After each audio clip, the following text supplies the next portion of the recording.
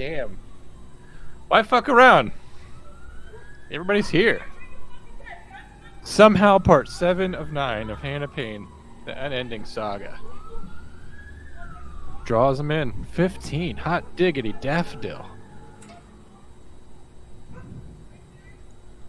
Michael Hendricks, Christy, Carly, and Beignet. Counts for 2. It's a little warm in here tonight. We'll see what I can do. Oh.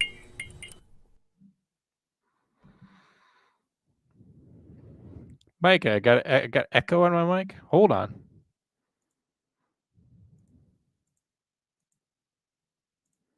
Any better? I would hate it if I was putting on a bad show for a buttload of people. Sound okay? Before I really get into it, I want to make sure I sound okay. Everyone, do I sound okay? Just want to make sure. Oh boy, what do we got? What do we got? Well, welcome everybody. Welcome to the after show. 19 right away. I gotta say, that's pretty impressive, if you don't mind my saying so. I see most everybody here is a member, which I wanted to address that because we had Maraine's Blood, probably the most notable non-member here, kind of chewing me out about that. I've been working a long time for free. This show's been on the air and for 18 months without being monetized. We were monetized at Failure to Stop, but you know, we were in a bigger pool back then. Now we're peeing in our own pool. And so you know, I just wanted to say that it feels good that we're kind of finally working for ourselves. And you know, I don't mind advocating for myself a little bit. I'm not always going to be pushing it all the time in terms of the fact that, well, we have memberships now, and why aren't you a member? We just rolled this out last week. Not everybody knows about it yet. Case in point, I was talking to Abby earlier today. Not everybody, she didn't know we have a Monday morning show. Abby didn't even know that. She didn't know we had a Monday show. You know, so she didn't know about the Monday show. I don't know what else she knows about. Who else can even say? Looks like I just gave a membership to Bone Cold Fleas Austin. I've inadvertently done something nice for an Eagles fan. I can't imagine how bad that sounds. We got April. I'll try to just read from the comments. I'm sure I'm already way behind in the comments. So let's try to catch up. First of all, David wanted to know if he gets an emoji. Yes, David, you do. You do get an emoji. I asked you what the emoji should be. You did not tell me. Some of you have asked what the emoji should be, and you did not want to decide. Some of you didn't want to have to pick out what that is. And for some of you, I just decided what that would be. So, David, you get a hold of me. We'll kind of have you in a rotating slot with Lauren. Again, the emojis don't go away. They can rotate through. It's just I can only have 8 slots at a time. With your help, we actually got up to 8 slots tonight with all the members. So I'm on a bit of a membership drive, to be honest with you. I'm pushing that a little bit because the memberships are new. I know that Maraine's Blood is just teasing me, but you know, with everything else going on in various pockets of my life, I don't want to be accused of being a money whore. So I just wanted to advise everyone that we now have memberships. This is actually our first episode, our first regular episode with memberships. So this is where we're going to draw our big crowd of people, which, you know, we were up to 21 and now we're down to 19. So we're drawing a great big crowd of people, whatever. This is more than usual. So I'm very pleased to see this many, especially early on. If you're new to the after show, what we do here is I answer your chats. I just interact with you guys. I'll take phone calls a little bit. Possible that I'll show some media. I don't know if Dewey will hop on later. I'm guessing not, just because he's under a lot of pressure right now. But let's get to it. You know, David says, Drew Breezy, John, fish tacos, the beard. You get an emoji. Thanks to Captain Micah for becoming a new YouTube member. I'm looking at the live chats right now as they're at the bottom, and all I could say is Will Cray. You just bought like a whole month of membership there. Thank you. with your $10 super chat. I appreciate it. Christy says, I had to jump onto the stream to help my kid, but thanks to whoever sent me a membership. We already talked about that. Lauren, good to see you. You've got your own emoji. Your emoji over here on this network is quite a bit better. I don't know if you know that. Everybody saying hi. Tyler, thanks for all you're doing for Canada, representing Canada, showing up. Drew is here. Hello, Drew. Thanks for letting me be your employee. All right, we're catching up with where we were at when we were starting. All right, Kara. Hello, Kara. I don't know if you got the news. I might as well announce it here as well as anywhere else. Kara, Christy, Carly, anybody else who cares, actually. I am going down to America's Wang. That's right. I'm going down to Florida. I'm going to be down there in September. We're doing a meetup. I don't know if it's a public meetup for everyone, but I'll definitely be meeting some people there. So very excited about that. If you are in the Florida area, there's always a chance that you'll see me, even if we have no officially arranged events. So if Drew and I decide to do anything official, this would be in Tampa where he lives. You'll know about it. Still a couple months off. Some of you can't go, like Salamander, because I know you're way up there and you're going through job struggles and you're in Michigan. And I know you can't attend, but don't let that get your heart down. Michael Hendricks, he likes the cigarettes emoji. He likes the beard, the cigarettes. I hope you like these emojis. I made them for you. I had a blast doing it. I created the cigarettes one today at like 3 o'clock because I figured we were going to get close enough that I would be able to launch an 8th emoji. Everybody saying hi. Mike Dutcher, I want to say hello to you, Mike. I hope you're enjoying your mug. I actually commissioned another round of mugs. I sent one of these off to Melissa up Canada way because she's the one who was putting wind in my sails with that nice comment, as you heard on tonight's episode. I can't tell you what a surreal experience it is for me to be live on the internet talking to people and I'm holding a mug with my own face on it. I feel like there should be a record scratch. You're like, that's me, but you don't know how I wound up in that situation. And, I couldn't even Tarantino it for you. Good morning, David, Christy, my own sister. Hello. Abby, hello. Abby, we're trying to turn over a new leaf. Hopefully I sound okay tonight. Trying to present the best possible thing. Holy moly, 19. I know, 22 now, Kara. I could never get this many people to pay attention to me in person. We had 25 in the show tonight at one point. It was really good to see so many people there. I'm really proud of Drew because I know that it's mostly him. John, this better be good. Carly, if you want to, you could be a part of this after show. I don't have much scheduled. So if you feel like you want to be a part of the show tonight, just for funsies, shoot me a text. You have my number. Hello, April. Good to see you. Appreciate seeing you here. Michael Hendricks. It's like everyone is a member now. We gifted some memberships. I gifted 3, I think, and I gifted 1 in this one. So we've gifted a few memberships, but most of the people here are members because they want to be members. And so I don't mind throwing some memberships out there because with memberships, things change, right? Like we're talking about possibly taking the Monday show and making that a members only thing. Well, you guys have been so generous with me in terms of throwing money around. I'm talking about some specific people, Melanie, April, definitely David, Lauren. There's others that I don't mean to exclude. This is the give back time because you can, as we're changing things, I don't want you to feel like a door's closing on you, which it won't because we're going to bring you the same content for free, Marine's Blood. You don't ever have to worry. But this is the time to do it. We're gonna be giving back. I don't mind doing it to show you guys what you can get with a membership. Because I'm going to be rolling some of that stuff out. I want you guys to be able to enjoy that. And why do I want you to enjoy it? Well, number 1, because I love you. And number 2, because I want to completely do what drug pushers do, where I want you to have your first taste is free. And then when Google sends you an email, hey, just letting you know your Comm Center thing is up. I hope you'll resubscribe. So this is really a chance for me to show you what you can get on me. I do pay for this. You're seeing that the money's coming out of difficult to look at pictures. It's not coming from Comm Center. This is coming from my money, which is fine. This is my chance to allow me to audition for you. I give you the membership. I'm going to show you what you get for it. And then it's up to me to make you feel like what you're paying for is worth it. So I'll buy you in and then you decide to stay. And it's my job to work for you, to show you that this is somehow worth it. And with 22 people here right away, like, I feel good about that. I feel drunk with power. Chase is working on a fire truck currently, so might not keep up with the chat. That's okay, Chase. You go feed that Dalmatian. Do what you got to do. Not echoey here. Glad they're doing all right. Everybody's saying hello, catching up. Amy, good to see you. Our federal butter inspector, Amy.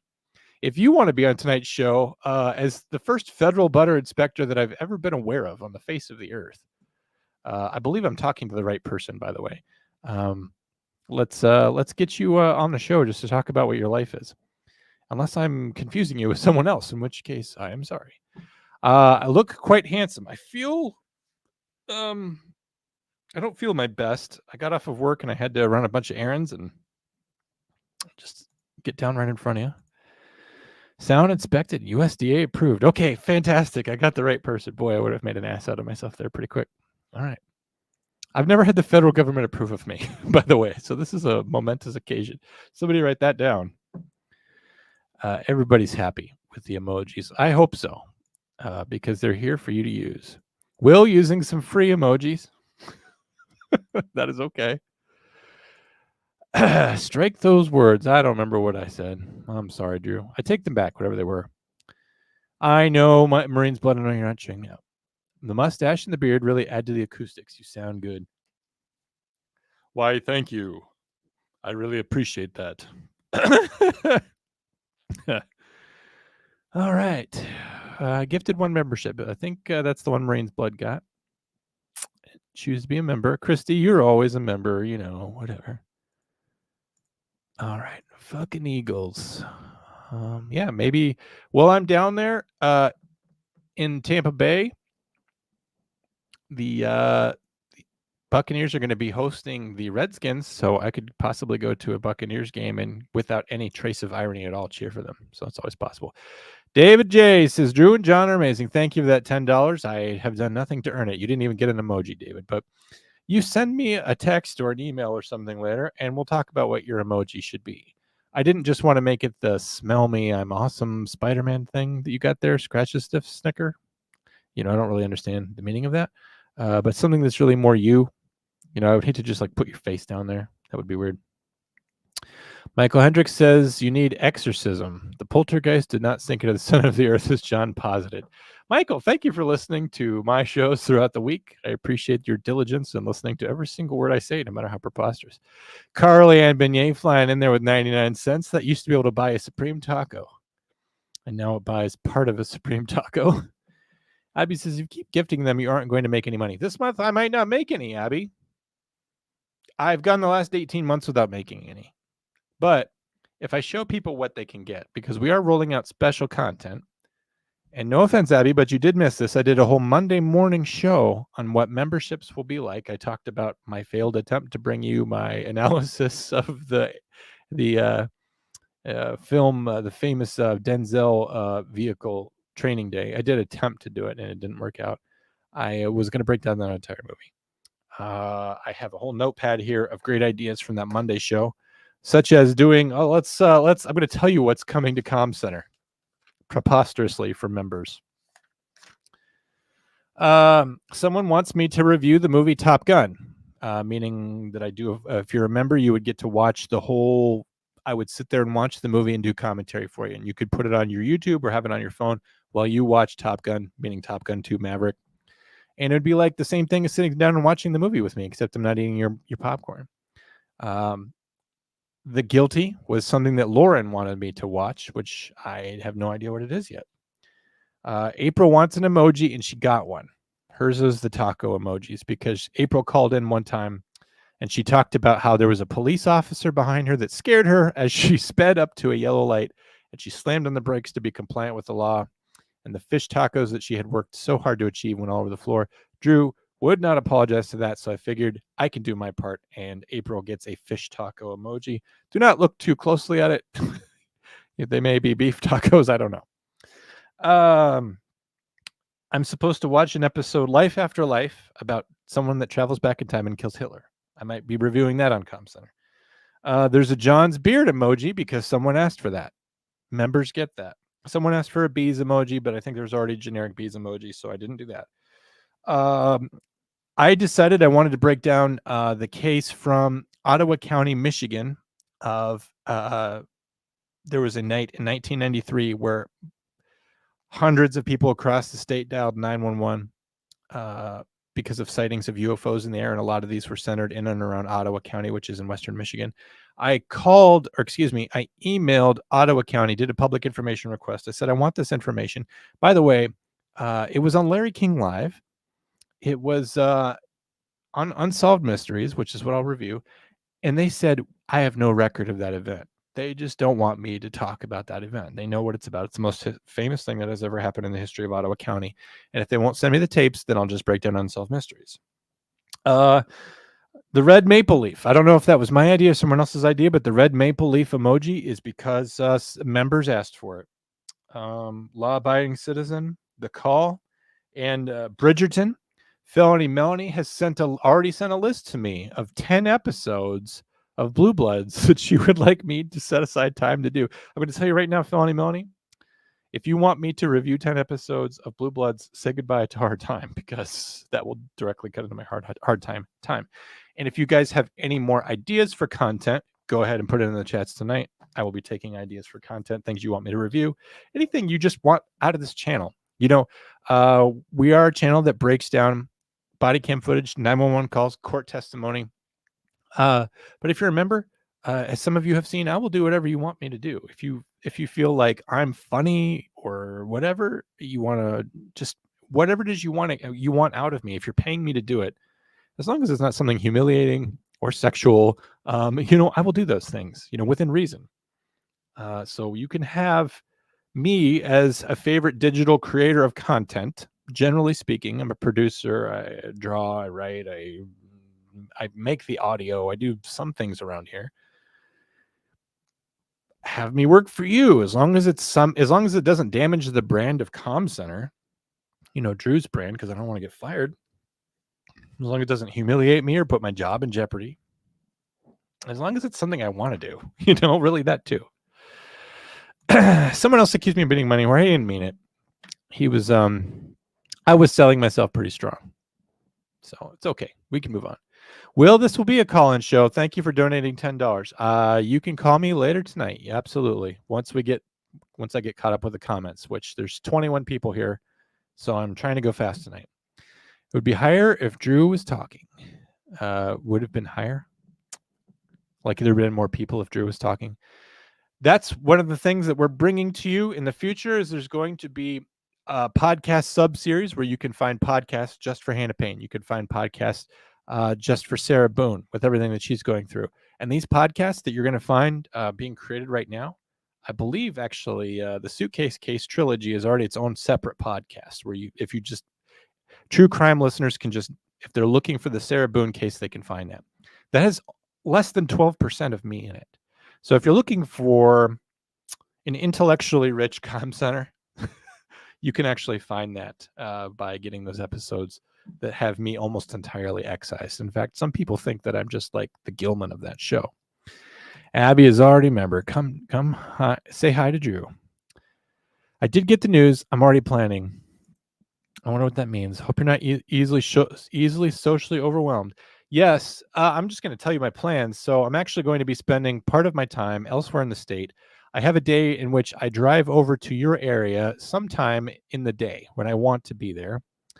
And then I will go to sleep in a hotel. And then the next day I will wake up and do whatever I want to do for as long as I want to do it. Could be an hour, could be 4 hours. And then I will come find you, like with your blessing, not like in a creepy way. And we'll go to Olive Garden or whatever it is you want to do. And then, I'm still kind of trying to shake out the end of the trip. I could extend it for one more day, or I'm just going to get up early the next day and I'm going to fly away. So I'm going to get a little easily socially overwhelmed, but I'm going to do what I need to do to pay homage to Drew and his kin. Chase says, damn, Florida before Iowa. What the fuck? Sir, I was in Iowa just the other day.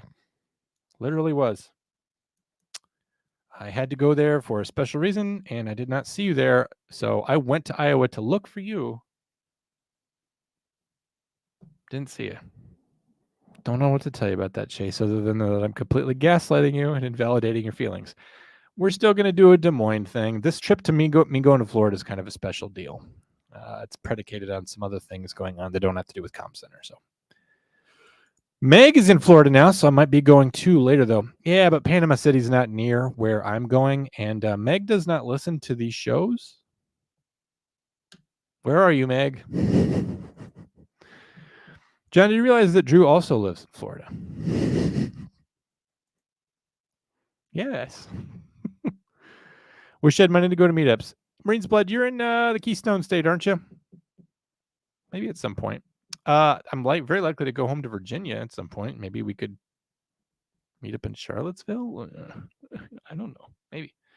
John, can you give you money in exchange for a mug? Can you give you money? I think I did. I mean, I paid for this one. I kind of gave me money in exchange for a mug.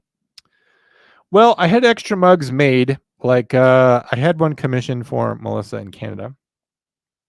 And then I made this one, and don't ask why I signed my own mug before I sent it out. But this one's just a prize, I guess, for anyone. If there's interest in mugs, if I see a lot of interest in mugs, I will get some made, and then yes, I will do a limited run on merchandise where I would essentially tell you what the mug costs to make and what it costs to ship to you. And then before I would ship it, I would give you my Venmo, and then it would be even Stevens, no profit. I don't need to make profits out of it if you're buying it and I'm just supplying this company with the graphics and putting my signature on it for you. I don't care. Absolutely.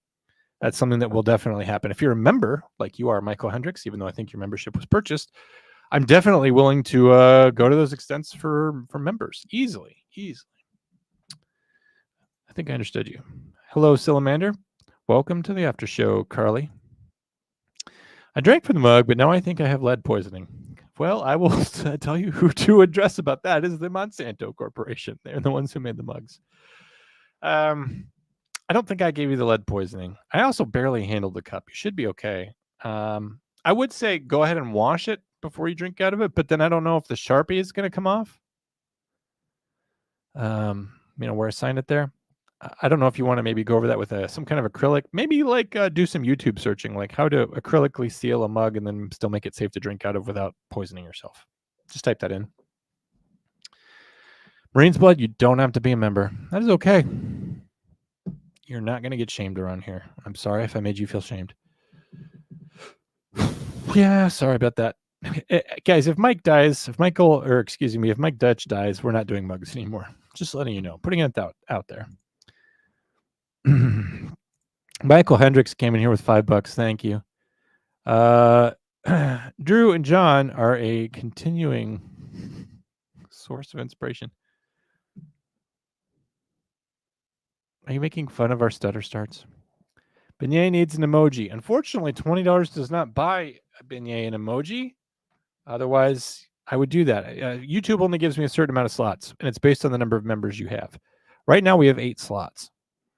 What I understood from Carly is that she did not buy her own membership tonight, so she can be rotated in at some point. But I think David J has made a better point. So, also Carly and Beignet, specifically, Beignet has a emoji elsewhere out there on the internet. So, and Carly also has a magnet of Beignet in her house and her mother's house. So, I just want you guys to know I'm trying to be nice to Carly. She gave me this badge over here, this patch, and she's got one of mine. I feel like we're square. Memberships make me think of gyms or OnlyFans. Again, I will do whatever to entertain you. If you want me to pump some iron, it's fine. Who got the membership? Was it Salamander that got one from me? Oh, Deanna Mitchell also here. I think she became one. I'm not sure who got it. I could probably go back and look. Welcome if you're a member. Welcome if I bought you a membership. Thank you if you bought one of your own. Whatever.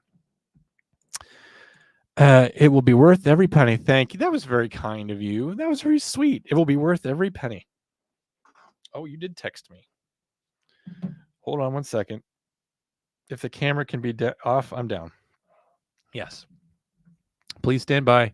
Carly, I'm going to send you a link, but I don't want you to be in a big hurry to click on it because I have so many comments to get through. So we'll get you on here on the show in a little bit. So I will send this to you and you will have the link. But just relax, I guess, because it'll be a little bit before we can get you on here. And if you got to go to bed because you're this big time corrections person, then that is okay. You are welcome to join the show, but you are not obligated. So I sent that to you. That is going to your email right now. We'll get you into the show here in a little bit. No need to have a camera on. All right. Got to hear more about this butter inspection. I know, right? Guys, that's insane. She literally goes around and with her pinky out for counterbalance, she puts in a spoon and just like too much salt, not enough cream, more fat, more triglycerides, and then these people have got to dance to her little butter will. And I think it's fascinating and adorable. And I have to wonder if it raises the price of butter. Chase, Will won't get a free membership because John already bought you lunch. We need to leave Will alone. Will just spent $10 on me, so that's the same as membership. Will's spending money. Carrie D says, I make cakes. In your opinion, beat butter? Oh, when you make a cake, should you beat it? I'll let you guys sort that out. Now you want tacos. You can go get some.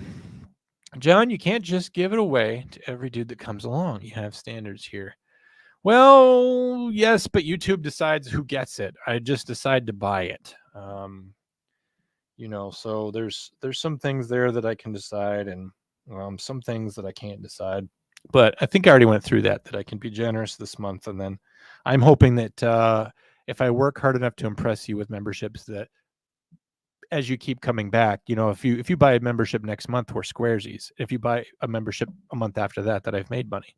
So I think that's okay. Hopefully I can retain you for 2 more months. The second I need for a butter emoji. I think that's a good idea. I think Amy, as a member, and our USDA butter, I'm going to make a USDA Shield butter emoji. And this is, again, I only have 8 slots, but I'll have to rotate it in and out. USDA butter shield, USDA Shield butter emoji. So that's going on the list. Good job. I like that. I've had Quaker butter hand churned. No stamps, though. King Kong ain't got shit on John. I don't, he's got a movie franchise. I believe that's from, I feel so stupid. Sorry, everyone. That's from the end of Training Day. I wish I was smarter at that. All right. You guys are talking about that. Let's watch Sound of Music. The Robert Wise film. That movie's like 3 hours long. Abby, if you want, you know what I'll do for you? Because you're an old friend. If you want to watch that movie sometime, I will just call you and we will watch it together, okay? I'll pull you up on like Google Meets or something, and then we'll just watch it together, just you and me. Because that way, if it's just you and me, we can sing along. And if you think I don't know the words, you were wrong. So long, farewell, auf Wiedersehen, adieu. All right, Top Gun. You and John need to high five like they did in the volleyball scenes. That's something we could do down in Florida, Drew. We're down to 17 viewers now, but the clothes come off and, middle-aged men. We could do the Bucks game on the 8th if you want. I think I'm still going to be in the other part of the state at that point. I don't think I come back until midweek. Plus, I'm already flying down there, so I don't know. I'm keeping it in mind, Drew. And I know you're a Bills fan, so if it was Bills Tampa or Tampa Bay playing, I would feel like it was a higher priority. But you got to remember the Redskins take half the gate. So do I want to really have some of my money going to the Redskins? I'm keeping an open mind. All right. Sometimes they won't grant a FOIA. Yeah, that's true. But they don't have to lie about it. They could just say your request was denied. Don't say we don't have any records of it. They said they don't have a record. Can your emoji be a Dave head? Oh, man. Yes. If I could remember what that guy looked like. Didn't he just look like a discount Mike the Cop? I think he just looked like a crappier, funnier Mike the Cop. I'm going to put Dave emoji with a question mark because I don't know. Possibly. Do you want me to harass them on your behalf, John? No, you leave those guys alone. You got to remember that in terms of podcast clout, even Dave can buy and sell my ass. He can do whatever he wants to do. If Dave launched his own thing, Dave uncuffed with Dave and Elijah, or Dave and with just by himself, or Dave with a vacuum cleaner running in the background, he would get more subscribers than I would. Blue Blood's very popular. Isn't it kind of against the law to refuse a FOIA? Nah, because they could say it's classified, and I think if there's bona fide evidence of aliens in it.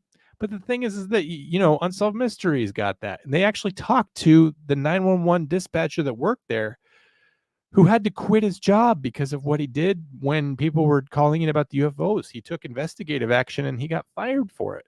But you'll find out about that. Curious if anyone knows. That's a good Drew question. Classified. My parents randomly call me to verify what they learned in Blue Bloods episodes because they want to know if they're true. The Rookie, specifically the cop song. I've seen most of the first season of The Rookie. I didn't think it was terrible. It wasn't terribly bad. Stuff got shaken up in season 2. At one point, the Rookie is going with a different FTO every single episode because they can't figure their shit out.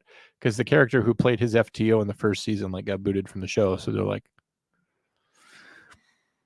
classified designations are pretty much required. So they classify the information surrounding the event. Yeah, it does seem like the truths are not for you, doesn't it? Comm Center call-in game show. Chase, we did that in the past November. We actually have done 2 game shows, haven't we? We did Call My Bluff and we did Jeopardy. We did 2 game shows. We did Call My Bluff, which was a show about where you have to pick out which 911 call is fake, I believe. Or there was some pick'em aspect of that. And then we did a Jeopardy where I had really good spot on Jeopardy clues. And that was Celebrity 911 called Jeopardy. We have 2 game shows. So we did 2 already. We might do another one. Sus, as the cool kids say. Amy, is your position an elected position? And if not, should it be? An elected butter inspector? Yeah, if we're putting it in our bodies, it seems like a pretty important position. As the people, do we not take butter quality seriously? I do, for sure. Are you able to be bribed? These are all great questions. Amy, we have got to do a show, and then people should be able to call you about it. I know that you said that you can't because you'd be representing your job at some point, but, the people have a right to know too. So, I'm a non-attorney spokesperson, but it seems like you'd be okay. I get caught in a bad Harry Connick Jr. rom-com yesterday that had a butter factory. Thus, despite the awfulness, I had to keep watching. My favorite Harry Connick Jr. movie is probably Independence Day. Michael, my next question was going to be about lobbying. April, just coming out of the gate, she's just finding out about this, of course. She was here last week, I'm sure, but she wants to know. I'm sorry, this butter is not up to standards. Perhaps you have some cheddar. Oh, I like the pun there. Maybe if there was a little cheese on it, it would taste better. We're on the verge of a show right now. This could actually just be a show. Can you imagine Michael Chiklis, or just being on FX or FXX, some show about, in the style of The Shield or Breaking Bad, about some butter inspector that just has no morals whatsoever, Oh, it'd be good. Hello, sister. I don't know why you're saying my name, but it's usually out of some sort of outrage. You get hired like normal. No, it's just a job. I don't think most people care about it. Amy, you are so wrong. Case in point, we have 21 people here tonight. Look how many people are engaging you about your job. They care more about your job as a federal butter inspector than they care about my job. You think Comm Center's a thing? Butter Factory is about to be the next big show on YouTube. Again, when did you get political? I'm gonna visit Austin and Richard. I don't know who those are. She values, let's be a little serious. She values not just my job, but the purpose of my job. And I don't want to be the subject of a hard time episode. Oh, so she's a fan of prison. I support a mug. You would need to send me your address for a third time. I want to know, are the taste tests blind? Are they double blind? I wonder. You think people are not into your job, Amy? Amy, or if you're a subscriber to Hard Time, I sent out magnets to all our subscribers. But I could make you a magnet for your federal butter inspector thing. Maybe. I could do a magnet for this show. Maybe. Gonna have to go to a new piece of paper here soon. Butter magnet? Butter magnet, question mark?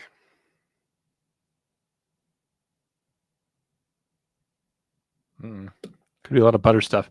All on behalf of Amy. Not around the Keystone State. Man, I'm behind. He said that 15 minutes ago. Holy crow, I'm behind. Clear nail polish over the signature. Oh, man, I'm way behind. That might work. Pro tip, thank you. Hear me out. A Comm Center bra with underwires that don't pop through. What am I, a magician? And what do you think I know about engineering those things? This feels like an episode of Seinfeld. Just creep out the next man that removes my shirt to see two bearded men printed on my boobs. You know, the guy that invented the pet rock. He was a genius.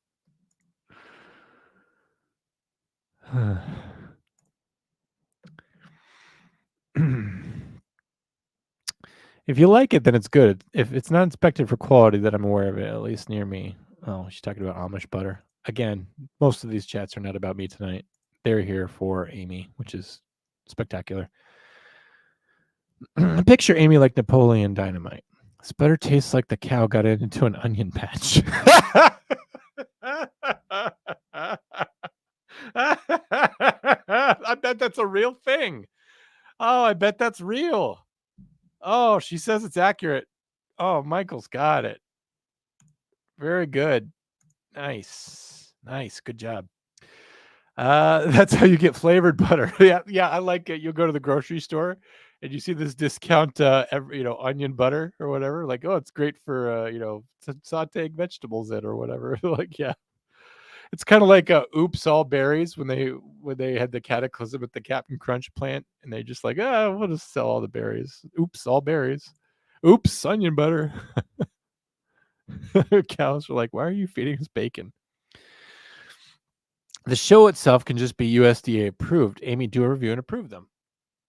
Yeah, your show could be USDA approved, or my show. If my show is USDA approved, I don't think that would be good for this show to be USDA approved, since I'm such a foe of the feds. But the show definitely doesn't need any more salt. Too bad I can't taste the show. Hey, you never say never. We're achieving great things here. I don't know. If you wanted to become a USDA federal podcast taste inspector, no, that would definitely be about content, wouldn't it? That's 1984. That's what we fear in the future, is that some USDA podcast taste inspector will tell me my podcast is in poor taste. That would be bad. Abby says, I know you know the words to Sound of Music. Adieu to you and you and you and you. Abby, the sun has gone to bed, and so must I. The hills are alive with the sound of music. Have you ever seen that GIF where it's Maria and she's singing "The Hills Are Alive with the Sound of Music" and she's got the machine guns or whatever? She's spinning around, just firing rounds from the machine gun. That's a really old GIF, but it's a good one. And Dave, everyone loves him. Honestly, if Drew was smart, he'd reach out to Dave and just replace me. Yeah. All right, everyone's really on to Dave. I can answer all your 4 questions, Michael. I was the commander of the Communications and Records Bureau. See, I told you Drew would know the answer. I got Dana in here with me tonight, by the way. If you hear any like collar shaking or anything, she's been kind of sick lately, so I just want to keep an eye on her. Let her know that I love her a little bit. I love you. Say something, damn it. We need more game shows. Drew, start thinking about a game show. We already did Celebrity 911 game show. What other kind of 911 game show could we do? I'll have to think on it, man. Answers to all your questions on the USDA website. Oh, she's a little practiced at this, isn't she? She's been having to take many questions for people. The thing is, all the answers to all our questions are on there, but we have so many more questions, Amy, and you're a person. And we're interested in you, not just your job. We're interested in the person that does the job, and that's you. And I just want to mention again, Amy, you have now had 2 episodes of Aftershow that are really, really, really about you. You know?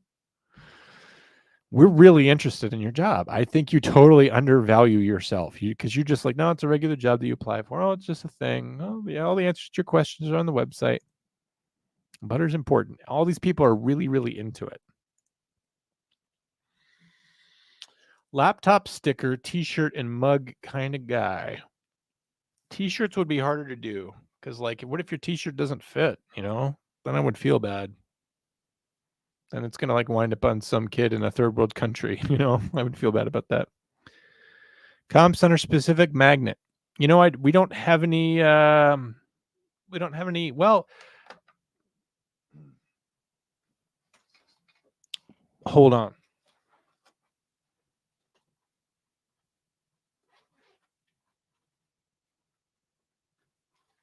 I showed this to you guys a few weeks ago. People who are calling in and leaving voicemails in the month of July, so far we have had 3, are receiving this.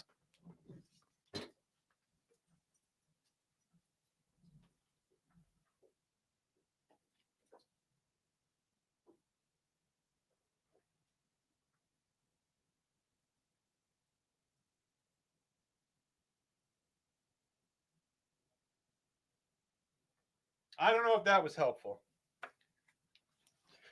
But it's a postcard. It's not a magnet, but it's a postcard. So everyone that's leaving me a voicemail this month, I am texting them saying, "Hey, do you want a postcard from me?" And then they're getting postcards. So this is not a magnet. It is a postcard, though. Hold on one second. Let me check here. Text message.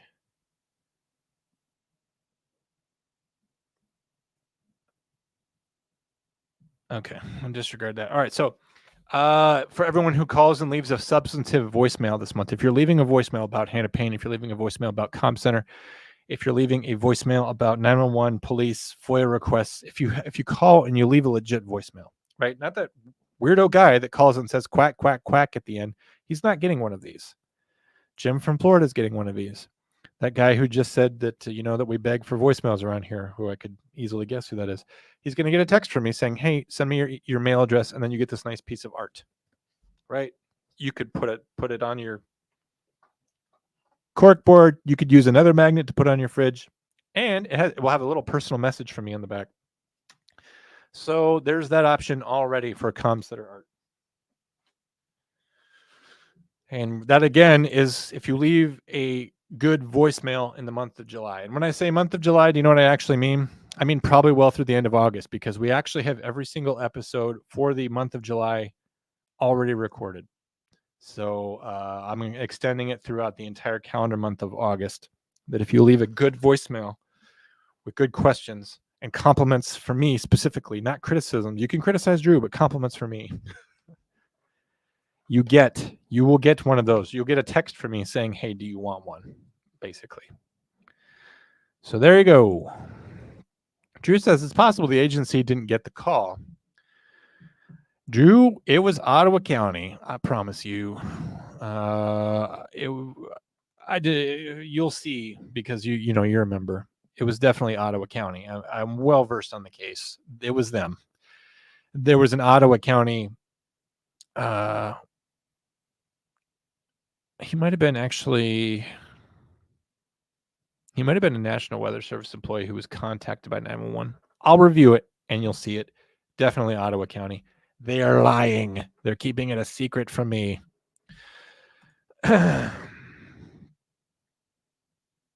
Thomas Sowell said something about how butter was rare in early America. I think he was talking about how we don't eat it a lot now. He was saying that butter used to be consumed a lot more and people were not obese. And now we're eating more margarine and not as much butter, and now we're all fat, which I think says something about natural fats. I could be wrong about that.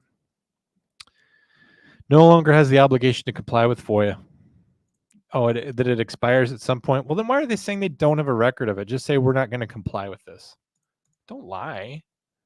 I don't like the government lying. Although, whatever. I mean, I won't say that I've lied. It's just I haven't always been extremely upfront about some things that I knew were confidential, but maybe they're just sick of it. I'll figure it out. I haven't seen that movie. Dana is in Dana Scully? Yes. Kara, if you look at the Comm Center Instagram stories tonight, you will see a picture posted of Dana on my porch, resting and relaxing, and it says Comm Center with Dana Scully.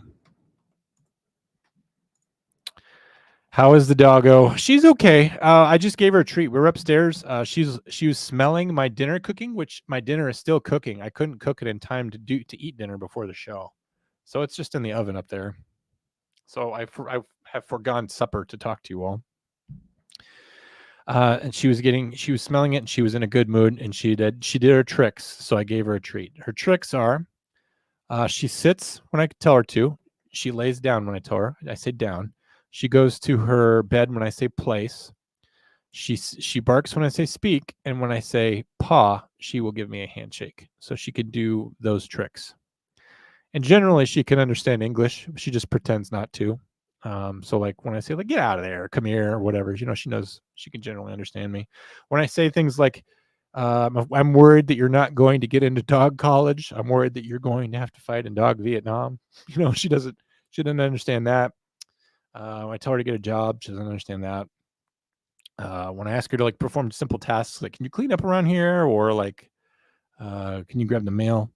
She doesn't understand those tasks because it's just because of her breed. She's a pit bull and she's willful. She's not eager to please, but she is smart. I have shown a video on the after show of her breaking out of her kennel before. She is a little genius. She just doesn't care. She gets like half cat. Wheel of Fortune phrases criminals say. What does that have to do with 911s though? I mean, it's not a bad idea, but like bring it home for me. We're 90% there. She should be the mascot and have her own mug. I can't make her the mascot because she's old and she's going to pass away. And if I have to see her face on artwork all the time, it's just going to break my heart. So I can't do that. Moving on, before I get upset, I love listening to the air traffic control tower channels in Australia. It's so interesting. Yeah, they're like, "Oi, pop a wheelie, mate. The didgeridoo, the buggery boo's gonna land on the blow blow." One of my fans, who's not here, she's never here, probably because she's asleep. If she's in Australia, that makes sense. But we, Christy, who's a fan of Hard Time and of true crime and of this show, maybe to a lesser extent, we were joking last week or the week before about just how Australians have a penchant for using bizarre colloquialisms, I guess you could say. What is the Comm number? Can I leave a voicemail on your phone? It's 848 Comm 911. That's 848-266-6911. Nice. I feel like we say that every single episode, so I don't know why you don't know the number by heart. Right? I mean, I've been saying it, right?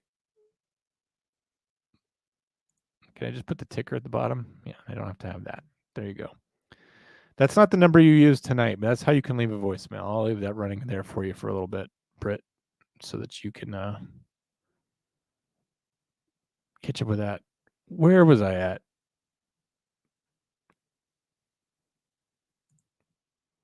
No, I went back too far. Okay, I went back too far. I'm sorry about that. Foxy's here. Hello. The hills are alive with the sound of music. Okay. Catching back up. This is why you don't do the thing. Butter's so important. You no longer have to comply with FOIA. All right. Amy, we don't want you to shut up. We want the show to be about you. You're literally invited on the show. Nobody wants me here. You're not replaceable, John. Shut your mouth. Foxy, we have got to talk about the 4th of July. What the hell happened on the 4th of July? Because I am not the only person that you drunk dialed on the 4th of July.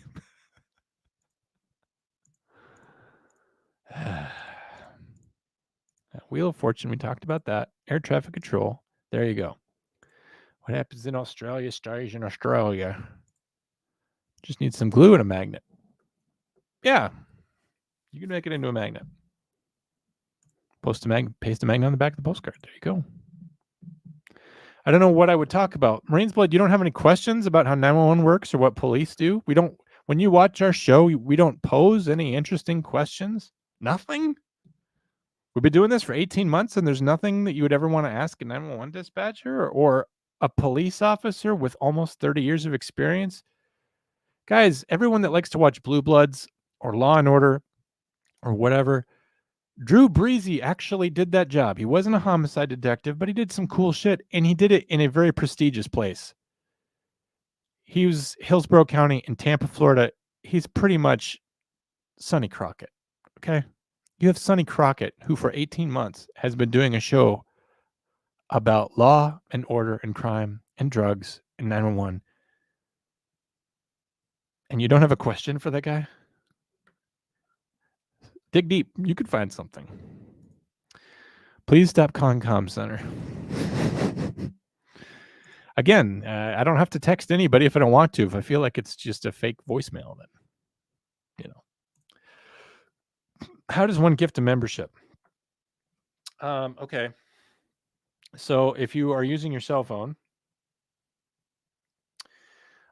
which is what I'm doing, I don't know how helpful this is for you.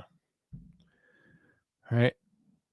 That's me live right now, infinity times through the internet. If you look down right over here on the side of the chat box, there's a little rectangle with a dollar sign in it. You tap that.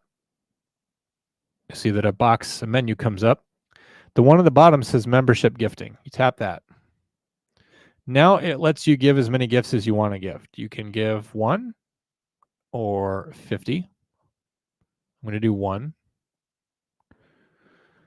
And then it's like, oh, you want to buy one using your credit card because that's what I have associated with my YouTube. Payment successful.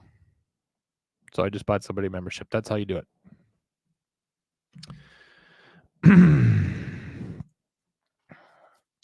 In the small areas, they just get to up to shenanigans. In bigger cities, they can have attitudes all the time and always snarky and at nicest. I don't get to have an attitude. Unsolved Mysteries was the best. It is the best. They're going to have a 3rd season of Netflix this year. And I'm going to plug this because I found this infinitely entertaining. Michael, I'm guessing that you're a fan of podcasts. Did you know that Unsolved Mysteries had an official podcast? It was the Unsolved Mysteries podcast. It was hosted by Steve French. They have the music and everything. They interviewed people about true crime stories, the people that were actually involved. So you don't have the visual component like you do when you watch the show. You don't have Robert Stack, but he's passed away. There's nothing we can do about that. Somehow Marine's Blood did not get the membership. I don't know what I have to do to get him one. Mike Honcho 801 got one. So congratulations to Mike Honcho. So anyway, Michael, go check out the Unsolved Mysteries podcast. They had about, I think, 80 episodes. They're not doing it anymore because they stopped doing it when the show on Netflix started. Great episodes, truly. Some of them are very chilling. Great show. Excellent podcast. Somebody likes those cigarettes. Small money symbol. There you go. Everyone's kind of helping him get through it. I don't know what that means.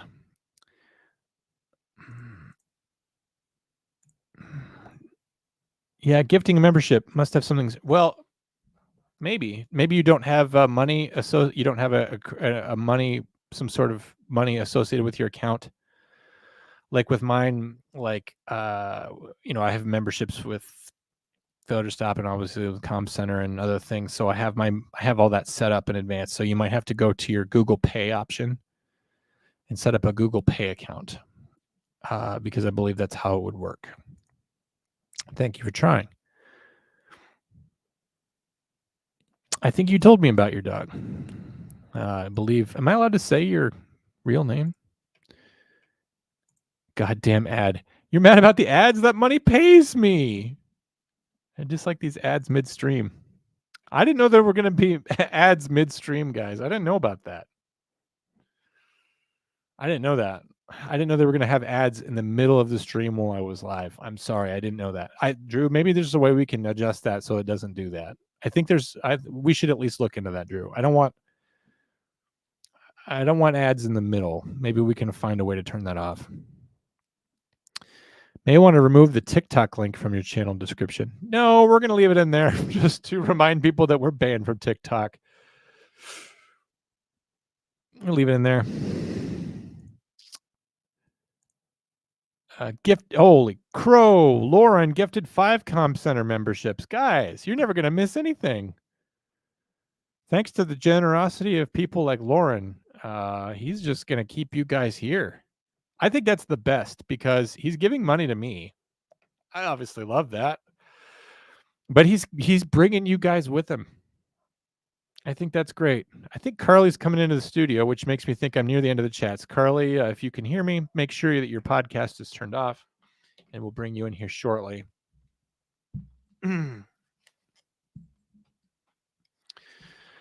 All right. You should have seen me on Gear Goons. Foxy, I told you to tell me that the next time Gear Goons has an episode, and I'll drop in if I can. Most of the questions I have about this profession, I get answered when I listen. Well, that's great. That was something that Drew has said before, that we're the show that answer the questions as we pose them. Jen, I have 2 questions, but I always forget 2 seconds after, and I haven't resurfaced. Okay, that's all right. I'm not going to keep dogging you about that. In fairness, I already asked my friends all these questions. You are an expert. All right, we're getting to the end. We doing, did you know? I got one. Did you know that Chris Farley's cousin is the head of Ford Motors? I knew something about Chris Farley's cousin. I didn't know that, though. Now I do. Tanner says, I missed the show again. Damn it. How are you? I'm good, Tanner. I don't know if you see this, but we're monetized now, man, which I'm not saying that to get you to become a member. I'm just telling you, like, I'm in a good mood because we got tons of members now. Money is coming into this podcast for the first time in 18 months. And it's just a really good night. There's a lot of people here. I'm in a good mood. I don't get to eat dinner, but I will. Tanner, your life has been busy, and that's okay. I think of you commies often. YouTube Premium for the win. I forgot that was a thing. Abby says, I think ads in the middle is YouTube making money off of you. They're making some money off of us, Abby. That's true. That's why they want us to be here, so they can make some money off of us. But we also get a part of that. It's not very equitable, but, I don't have any weight to throw around here. Tyler gifted 1 membership of the Comm Center. But Marine's Blood still not getting it. Did Marine's Blood get it or not? Because everyone's like trying to get him in, I think. Thank you, Tyler, for gifting that membership. All right, Carly, we're bringing you onto the stage. Get ready. Here you are. Carly, can you hear me? I can hear you. Oh, you sound so pristine tonight. You're on like a fine microphone of some kind. Are you just on your phone? It's just my phone. Oh, you sound good. I'll be back. Perfect. Seen you in a while. You just living your best life and stuff. You could say something like that. I've just been really busy on Thursdays. I usually stay late on Thursdays. How's life in prison? Oh, just people be making hooch and getting in trouble for it. Did you finally get that crappy old guy whose name I won't say for your sake? Did you finally get him executed? Negative. Okay, you're still working on it? Per the news, they're talking about... Per the news, you work there. Yeah, but I don't quote my inside knowledge. Of course not. But the news has said recently that they're going to try to do another execution, but there's a couple people up for it, so I don't know if it's going to be the same one or a different one. Are you outside right now? Because I can hear a bluebird. Yeah, Benya had to go potty. Oh, your life is so awesome. How is Beignet doing? She's doing pretty good. She has to lay off the Tritos, so she's a little upset about that. She's putting on a little weight or what? She's starting to have crystallization in her bladder again, so now she gets really expensive food and really expensive treats. And Oh yeah, Dana's there. yeah, Yeah, Dana's been on heart medication for a while, and the heart medication gives her some unfortunate side effects that then we have to change food for, and then all this, and it's just been tough. I don't know. yeah, it's sad, but Dana's getting older. I'll literally spend whatever to keep her healthy, so I don't care. Well, you can do that when you are a big, powerful administrator like you, and not someone at the bottom like me. I just hope for a pizza party so I could bring a slice home to my dog. That's about as good as it gets. I'm still at the bottom-ish. I'm kind of in the middle. You're you're at sergeant level the last time I checked, right? Yeah, still there. Okay, well, But that's still a level I respect then. Beignet has gone to prison a few times. I would actually advise against that. I will tell you why when we're off the air. I think maybe you could just understand it, though. All of her tags were concealed, and no one was allowed to pet her. I put her in her backpack, and I walked her through just to bring smiles to people's faces. Only staff was allowed to pet her. Oh, that's very nice. Yeah, I don't want to tell you a sad story about that. How's everything else in your life? Pretty rocking and rolling. Not much has changed. Anything interesting? Depends what you consider interesting. No. No, literally nothing that you would share, like say on like a podcast or anything. Oh, I mean, yeah. I tend to. What did you think about Hannah Payne? Because you had some comments tonight. Why not just use you as what your professional acumen? You had some comments about how you said that you would hang up on someone that was refusing to comply with instructions. Can you tell me more about that? Because as I said, we don't have that where I work. So by all means. Yeah, so our policy was that if you're going to continue to disobey orders and continue to put yourself in danger, the longer we're on the phone with you, the longer we have the liability. Mm-hmm. So if we have told you be safe and do not follow, we didn't cut corners with the follow versus chase. All of them were equal. Do not follow the car. Do not put yourself in danger. Do not put yourself in jeopardy. If you are speeding to keep up with the person, also don't do that. And if you're going to straight up say, I'm not going to listen to you, then our next statement was, we will be forced to disconnect this call if you're going to continue to put yourself in harm's way. Gotcha. So what would have happened if you'd been not Hannah Payne's 911 call takers? You would have disconnected at some point. We would have missed out on all that vital evidence of her encounter, and then she would have to dial 911 again for the paramedics. Is that exactly what would have happened? I'm not going to lie to you. I didn't watch the rest of this situation, so I don't know. It seemed like I was attacking you, but I wasn't. I'm just saying that's what would have happened. When she gets out and confronts Kenneth Herring, all of that is recorded on the phone. So it's kind of crucial.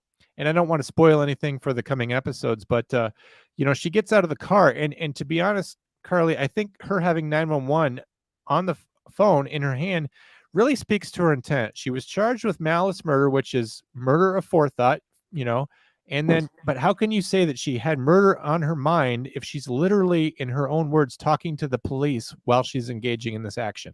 I don't know of any other people that engage in malice murder with what is it called? I probably wouldn't give it premeditation, but it would be like heat of the moment murder. Right, which is second degree. She was charged with premeditated murder. Yeah, I mean, unless there was physical proof of her like intentionally calling and not caring what happened to her in the long run. But even then, it would be like deliberate indifference or recklessness. That's still a degree short of premeditated, right? I mean, you would think so. There's not much chance that you can prove that she thought about it ahead of time. Well, unfortunately, it has been proven. But I don't want to spoil anything. You should continue to watch the show. I appreciate your comments on that. That's interesting. And now, are you able to name the agency you used to work for, or have you already named it in your many shows that you have already done with me before? I don't know if I have, but I was with the California Highway Patrol in more than one location. You know that we should have had you on for the Amanda Neniger stuff. Did you hear any of those episodes? Because that was California Highway Patrol 911. I was not, but I might have to go back and listen to it. Amanda Mostly Neniger because was I this probably know the woman. person. She was a woman who went missing, and she was telling 911. They said, "Well, where are you? We can't get a good location on you." They couldn't get wireless phase 2 data, and she goes, "Well, I'm standing on a hill. I'm near a fence right now," and she ended up dying in the desert because 911 couldn't find her. And then it came out in the news like, oh, she gave her coordinates to 911 and she wasn't found for a month. And we played audio from two different 911 dispatchers, both of which worked at various points for California Highway Patrol. They were both working the case trying to find her. And unfortunately, they were never able to find her. I think you would have had invaluable commentary on that. And because I wasn't sure whether or not you were willing to represent an ex-employee of the California state government, I didn't reach out to you. But it was an interesting Yeah, case. I will say with the coordinates, the CAD system is very finicky, and a lot of them didn't take coordinates. So whenever I was given coordinates, I would throw them into my phone on Google because Yep. CAD didn't go online. And it would just be by luck if I had enough internet to do that. You've And shown so me your then I would CAD try to before, get and it. your CAD makes me It's sad. awful. I mean, my CAD is more advanced than you, and I live in a state that doesn't have any money or people in it. So Yeah, but you also are more local government where you don't have to go through Congress in order to get anything. I suppose that's true. It's just amazing to think that we had a huge agency in California, the biggest, most populous, and possibly the wealthiest state, and you have tools that are less advanced than what mine are over here in shit poke wherever I'm at. So it's just amazing to think about. Hey, lowest bid always wins. That's true. And the CAD that we have actually works well for the most of the time. It's not as fast as I am. Sometimes I can go so fast on the CAD that I get like the little circle of waiting where it's Yeah, waiting to catch it up gets with me. stuck. But it generally doesn't happen. But the teletype went down for a couple hours today, so I wasn't able to cancel warrants and stuff. That was a little irritating. Oh, that's frustrating. I'm I sure everyone in our legitimately audience got one. loves us talking about the teletype. Honestly, you know what we should do sometime, Carly? We should do a whole episode about what is a teletype, because it's like this whole like third dimension of being a 911 dispatcher, right? Like we have phones, we have radio, and then there's the teletype, and the teletype can kind of be its whole thing, don't you think? I think so, especially because people don't realize that like we always would just call other agencies. And so like I'll just make the comment of like, why didn't you just call them to confirm? Because it was only out of state that required using the teletypes for locates. Like we would still locate it in the system like once we served it. But if it was something that we just needed to confirm it was still active, we didn't have to send a teletype for that. We would just be able to call them and be like, hey, is this still current? And they'd be like, yes. And then they Oh, would just see, ask I us have to the locate it. complete different mentality. If someone calls me about a warrant, you know what I say? Send me a Send me a hit tow. confirmation request, and I hang up on them, and I'm all mean and salty and stuff. And I'll say to them, "You'll learn this when you go to the academy," And then I'm sure that hurts their feelings because they've probably been dispatchers for 20 years. So, Yeah, and that just if it was local to us, they would always have to go do a hand check anyways. So well, we we do would that just too. call over to the sheriff's office and be like, yeah, hey.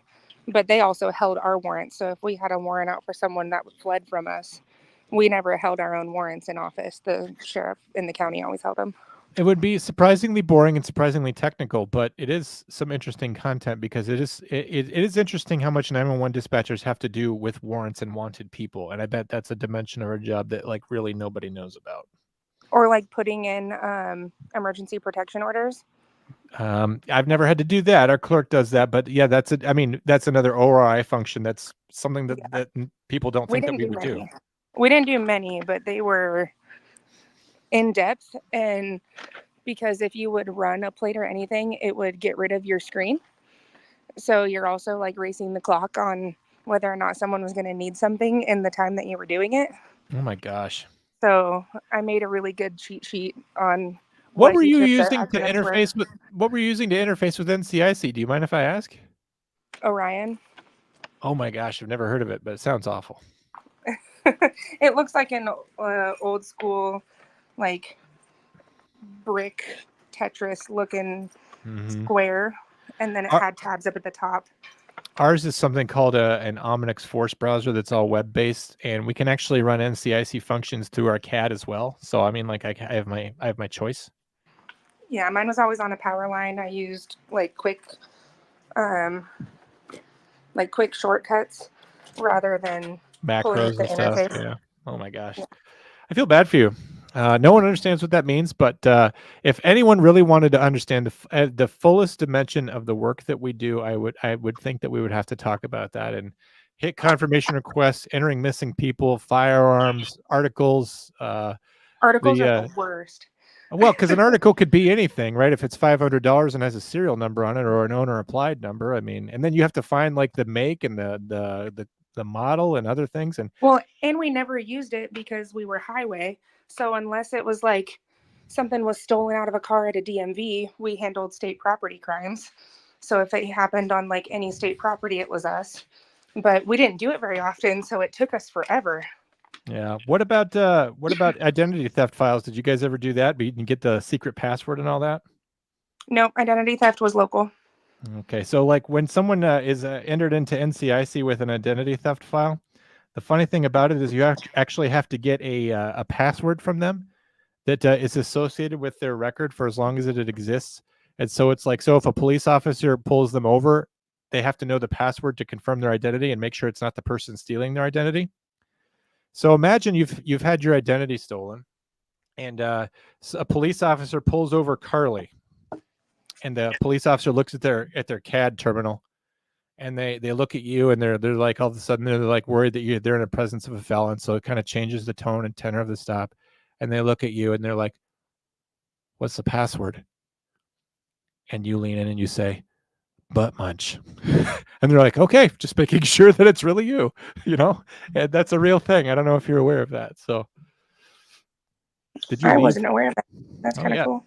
it's cool and weird because people will pick out weird passwords, and then sometimes their passwords, like I said, they're too long or they're too weird, and you have to like call the officer back and like, yeah, that's not a good password. Can you have them change that, please? And but foreign fugitive file, Secret Service file, there's so many aspects of NCIC, and you kind of have to understand a lot about how all that works, and it's not a small deal, and it's an aspect of our job that nobody thinks that we do. Everyone thinks the cops do it. It drives me nuts on Law and Order whenever Detective Mike Logan or when Ice-T's like, yeah, I pulled the rap sheet on this guy. Turns out he's doing 5 to 10 up in Sing Sing. And it's just like, you didn't do that. You went down to communications, you fucking liar. Don't lie. Not only that, it's not even. I mean, not only are they not the ones pulling it, but whenever we pulled a criminal history, we had to like severely document it because the DOJ would come and do an audit. The FBI audits you. Yeah, you have to document why. What was the purpose? Who authorized it? What was the We had to have disposition? an officer and sergeant agree. Like, I we know. couldn't just do it because the officer wanted it. The sergeant had to say, yep, we need it. Yeah, it's like launching a missile on a submarine. You have to have multiple people turn their keys. Mm-hmm. And it was the only thing we did that was hard copy. Yeah, we still have hard copy of many things, but we've actually finally moved on from having our III records being hard copy. So we have finally gotten there, which was amazing. I don't know if they still do it that way, but a few years ago, have any good food lately? Have you been to Florida before? Do you have any advice for me or anything? I have been to Florida. It's muggy and I don't like the weather, but I would suggest going during hockey season, but I'm biased. Okay, well, hockey season's all year round, so that doesn't really help. There's like 100 days without it. 100 days without hockey. Well, I'll be there like the second week of September. So is that hockey season or no? No, you'll miss it. But baseball.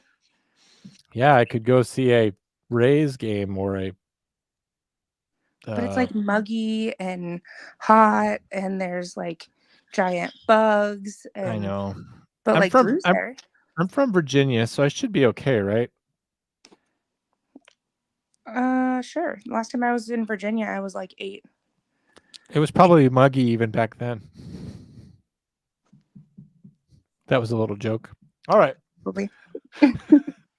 Well, give your best to your mommy for me. And Pet Beignet. And you your best. Thank you. And you be safe there in the prison. I don't want anything to happen to you. I would cry 1,000 tears, okay? Noted. All right. Well, you have a good night. Thanks for calling in, being part of the show. Thanks for having me. Congratulations on being monetized, guys. I know, that's nice. It's nice to finally get a little nice to get a little something for it, and the fans are being super cool, so I'm really happy. But we'll have to have you back on for a show. I don't know if I can get people to watch an NCIC show, but maybe I don't care. I'll try it sometime. Thanks so much for hopping on tonight. I appreciate it. Yeah, no problem. You have a good night. You too. Bye. Bye. All right, she's gone now, so I'm going to try to catch up with the chats again, and then we'll take phone calls. Whew. All right. Eating is so overrated. You're kind of right. Because I've kind of put on some weight in the last year. Ever since I started becoming a podcaster last year and a half, I used to go to the gym like 90 minutes to 2 hours every day. Well, most days. I used to go to the gym every day for sure. And there was a time there where I was kind of good looking. And now I'm kind of like not so much anymore. So here's the thing though. My food upstairs in the oven, it's a crab boil. It's crab, shrimp, corn on the cob, potatoes, and one more thing. And it's all up there. It's just in the oven simmering at 215. So I definitely want to eat a crab boil. So, and I have it all to myself. So I'm probably going to eat 10 pounds of food. So why am I overweight? It's definitely because I'm not exercising. It's not because I have seafood boils. I'm spoiling myself though. I'm watching in 2 devices and 1 ad blocker and no blocking. Okay. Gear Goons is Saturday at 8. Thank you for further dropping money. This Saturday at 8, I will be with Dewey, probably trying to help Dewey in his life accomplish Dewey stuff. Glad that we had on Carly. That was very nice. I find it funny that I see many people getting gifted subs that I've never seen, but it skips me.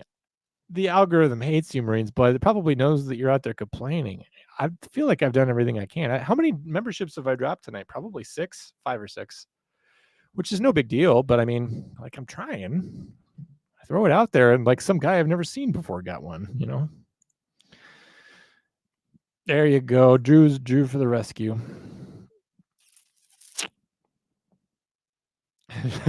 John identified the chirp of a bluebird.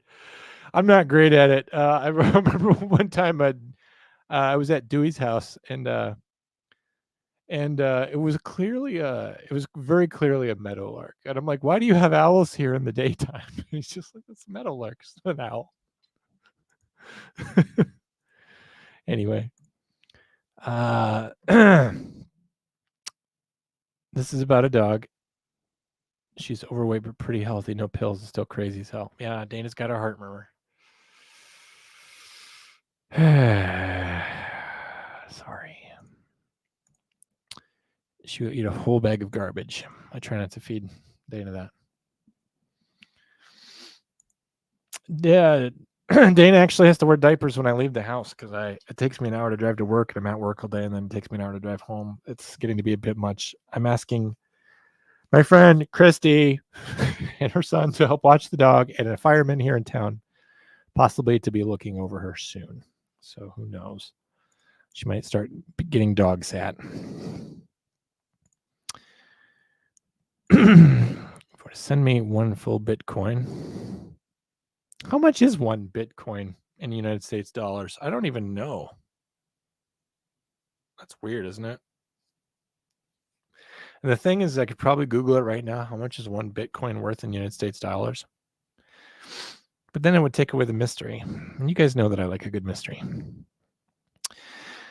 You guys are talking about doggos and puppies. Intellectuals and scholars. Yeah, you are no slouch yourself either, particularly when it comes to police body cam breakdowns and knowing what a curtilage is.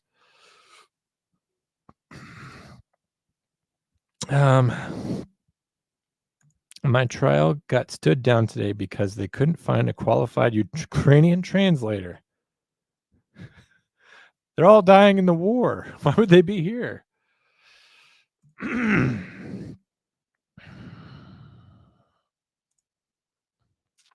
Lots of dog talk, which is okay. This is unreasonably clever.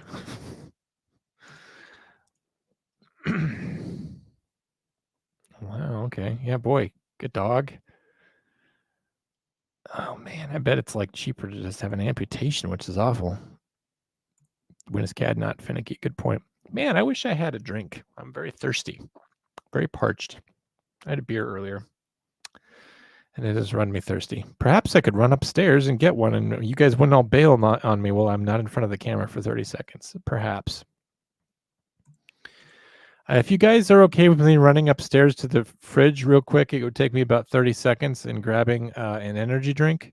It would quench my thirst and keep me awake longer. Put a 1 in the chats if you feel like I can do that. That would be nice. And if I can't, then I will just stay here and be thirsty and sad and get tired quickly. You can see I'm getting tired.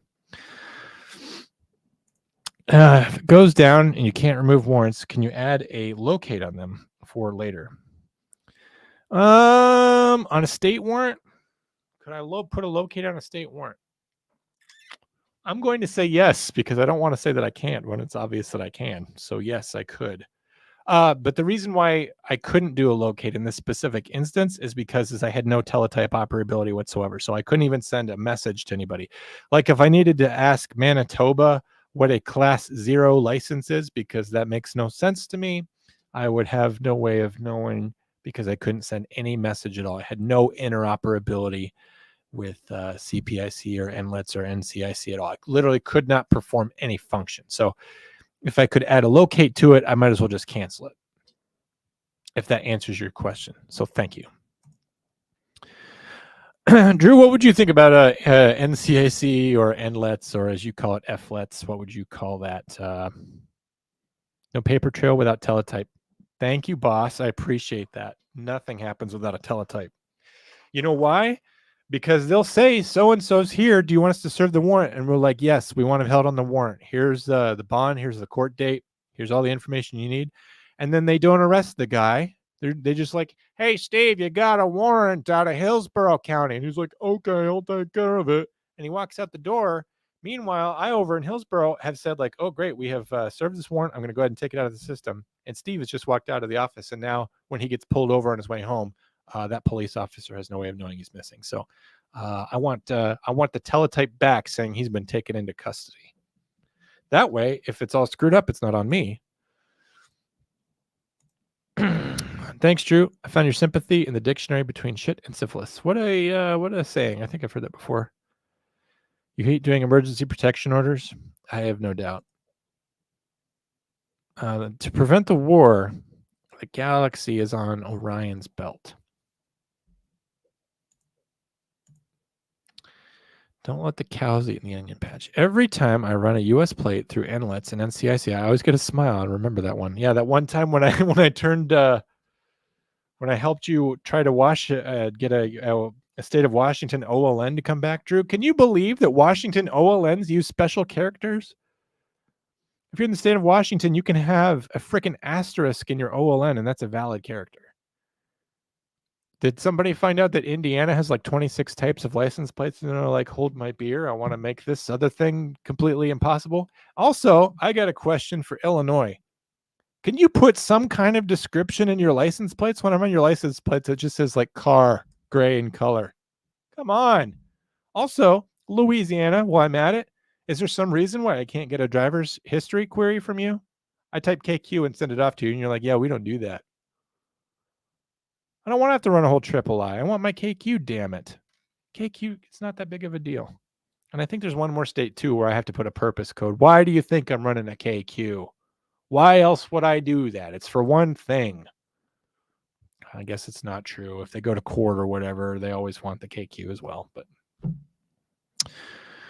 not sure that flavored butter would go over well. Drew's going to sleep. I assume that's what that means. He's going to sleep because he thinks NCIC is very boring. I think it's a whole dimension of our job that nobody knows about, Drew. They all know about the radio. They know about the phones. Some other things are more nebulous, but they don't know about the whole thing that we've got to spend so much time teaching people about, and it's how to use NCIC and NLETS and CPIC. Irish butter in the refrigerator with some sort of herbs and spices on it. I bet it's been there a while. There's a class action going on with Irish Butter for their claims of being organic. I don't even know how much of this is real. Thank you, guys. I wish that Amy were still here to tell me how much of this is real. Because I don't know. Kerrygold Irish Butter. It sounds real. I'm 10 minutes behind at this point. Amy says seafood boils are my favorite. Yes, I've got one upstairs right now, and I'm gonna put butter on it when I'm done. That's why I set it at 215. It's like I have it just low enough where the water will actually, simmer and steam everything up and not overcook everything. Because when the last I checked it, it was about 10 minutes before the show started, and the shrimp was still raw. So I'm like, well, I'm gonna hopefully not overcook the shit out of it and ruin my own food. Low and slow. It's the Jonathan Bates way. Kind of good looking, John. Established 2024. The camera ads. And I have a beard, and I put a microphone in front of me, and I wear a hat. And you don't see me from like neck down. You see like 3% of me. And sometimes I put my arms down. I've done shows with mittens before, so. Yeah, so I took shrimp, uncooked shrimp. I put a light lager on it. I don't know if it was Corona or Michelob Golden something, some kind of really light lager. I sliced up some lemons, Old Bay, garlic, cayenne pepper, shrimp, Dungeness crab because they did not have snow crab at Costco. Every time I go to Costco, it's some kind of disaster. Today it was that they didn't have the crab legs I like. Yellow potatoes, corn on the cob, and one more thing I just can't remember. What else did I put in there? It's going to be a treat for me when I get upstairs. I'll tell you what. You got the seafood boils. What kind of butter in the crab boil? I think what I have is Land O'Lakes unsalted butter. If you must know, I will look for the USDA inspection. Butter. 1 pound of butter, bulk of salted. I use unsalted butter because if I need to salt something, I'll just add salt. Trying to control my sodium levels. People should join in the chats. It's a fun time. They should. Some people just text me and they don't join in the chats. Well, let me see if I have any interesting any text messages. Someone loved the sound of me singing The Sound of Music.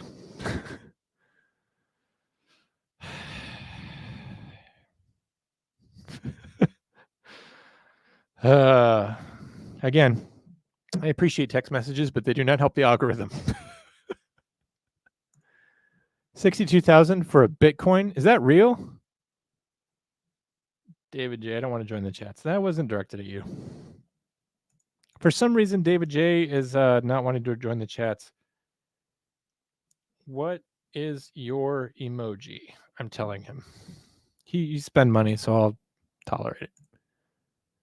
Google says Bitcoin is $57,000. 57,000.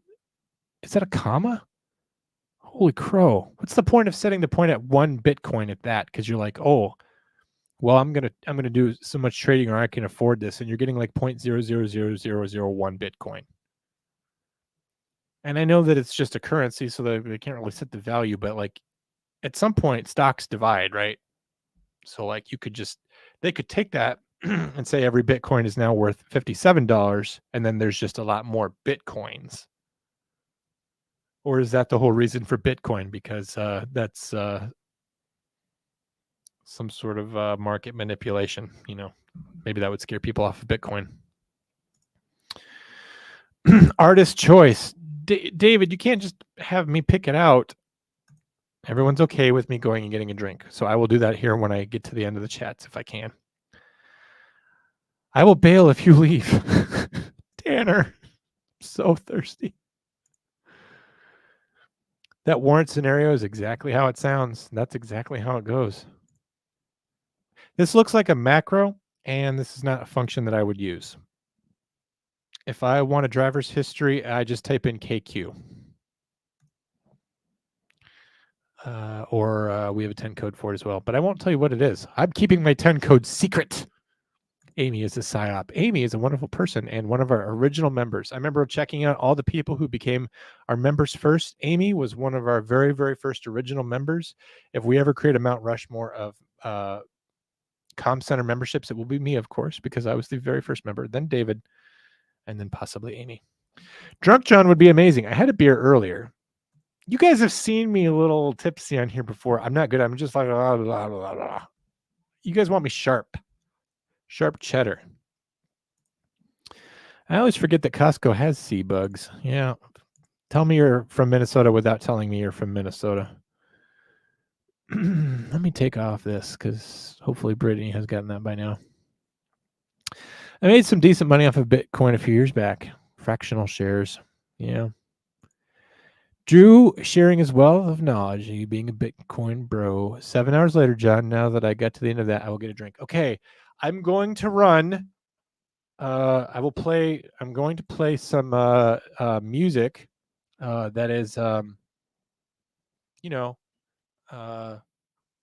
copyright infringement free.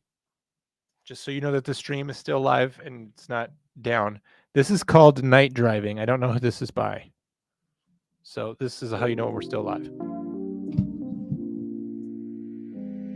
I can't hear that, so I don't know if it's playing or not.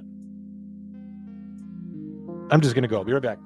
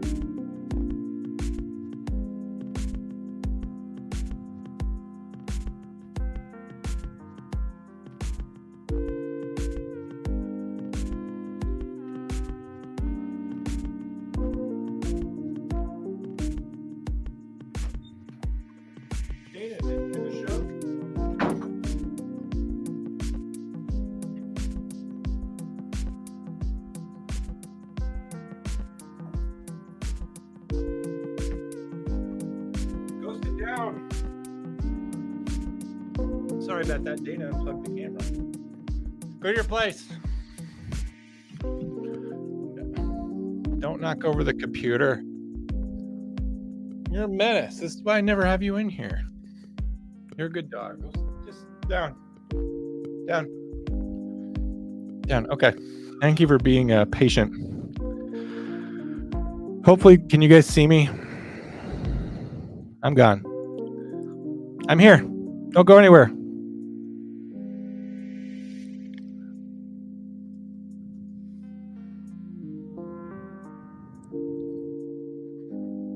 I'm still here. I didn't go to the bathroom. Turn off that damn music. Okay, music over. I'm still here. Pushing one in the chats if you can still see me. Dana, you ruined the show. Will you sit down? No. Sit down. She's just like walking around, like turning stuff off. She unplugged the camera there. Sorry about that. Well, what she actually did was she unplugged it. She turned off the light and the whole thing went off. Which, Dana, I'm trying to give them the impression that the show didn't disappear. And you did exactly the wrong thing.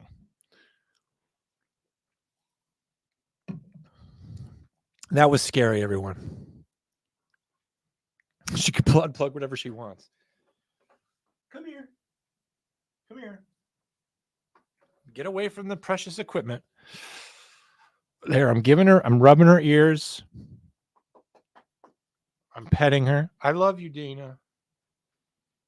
Go to your place. Go to your place. Again, she's being very willful, just walking wherever she wants. So, Drew, the situation is that the camera and the key light are plugged into a surge protector that is sitting on the floor, and she stepped on the button to turn off the surge protector. So she had a little moment where she was just taking over. All right. Sorry, everyone that I scared off. We kept most of the people through that. No copyright music. Yeah, Drew has been yelling at me about music. Not happy with me. Oh, somebody called while I was away. Oh, somebody texted me too.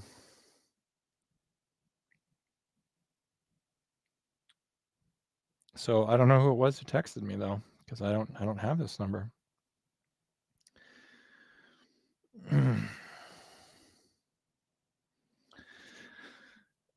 All right. I'm back in the saddle, guys. I've got my drink here. We had our little moment of glitch where the dog, who I never have in here for this exact reason, and also whom I love very much, is here later. Okay. All right. I don't remember what Will's reacting to. Wow. Something bad. Everyone called John when he leaves. Somebody did call. Oh, yes. Hold on.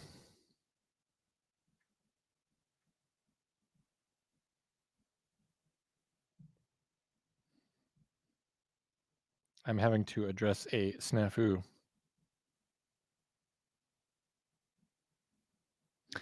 So the person that texted me is mad that I didn't save them in the contacts. Here's the thing.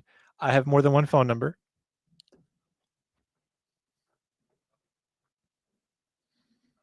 And so if I had looked you up on my other application, I would have known where you are.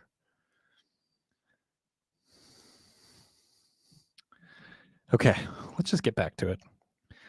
We have lake bugs here in Minnesota. Oh, you were mad because I was telling you. Well, no, here's my experience, Will. I don't have to have this on anymore. I'm glad I remembered to turn off that music. Every single person I've ever met from Minnesota has not liked seafood. They do not like sushi. They don't like seafood. I say to them like, "Hey, do you want to go get some seafood?" And they're like, "Yeah, I want some northern pike, which is a fish that has teeth that jumps out of the water when you drive past it on the lake." Northern pike are terrible. I encourage you all to Google northern pike right now. They are awful. And walleye. Let's get a fried walleye sandwich from Culver's. Excuse me. Anyway, that's my experience with Minnesotans. And Minnesotans have also been very unkind to me.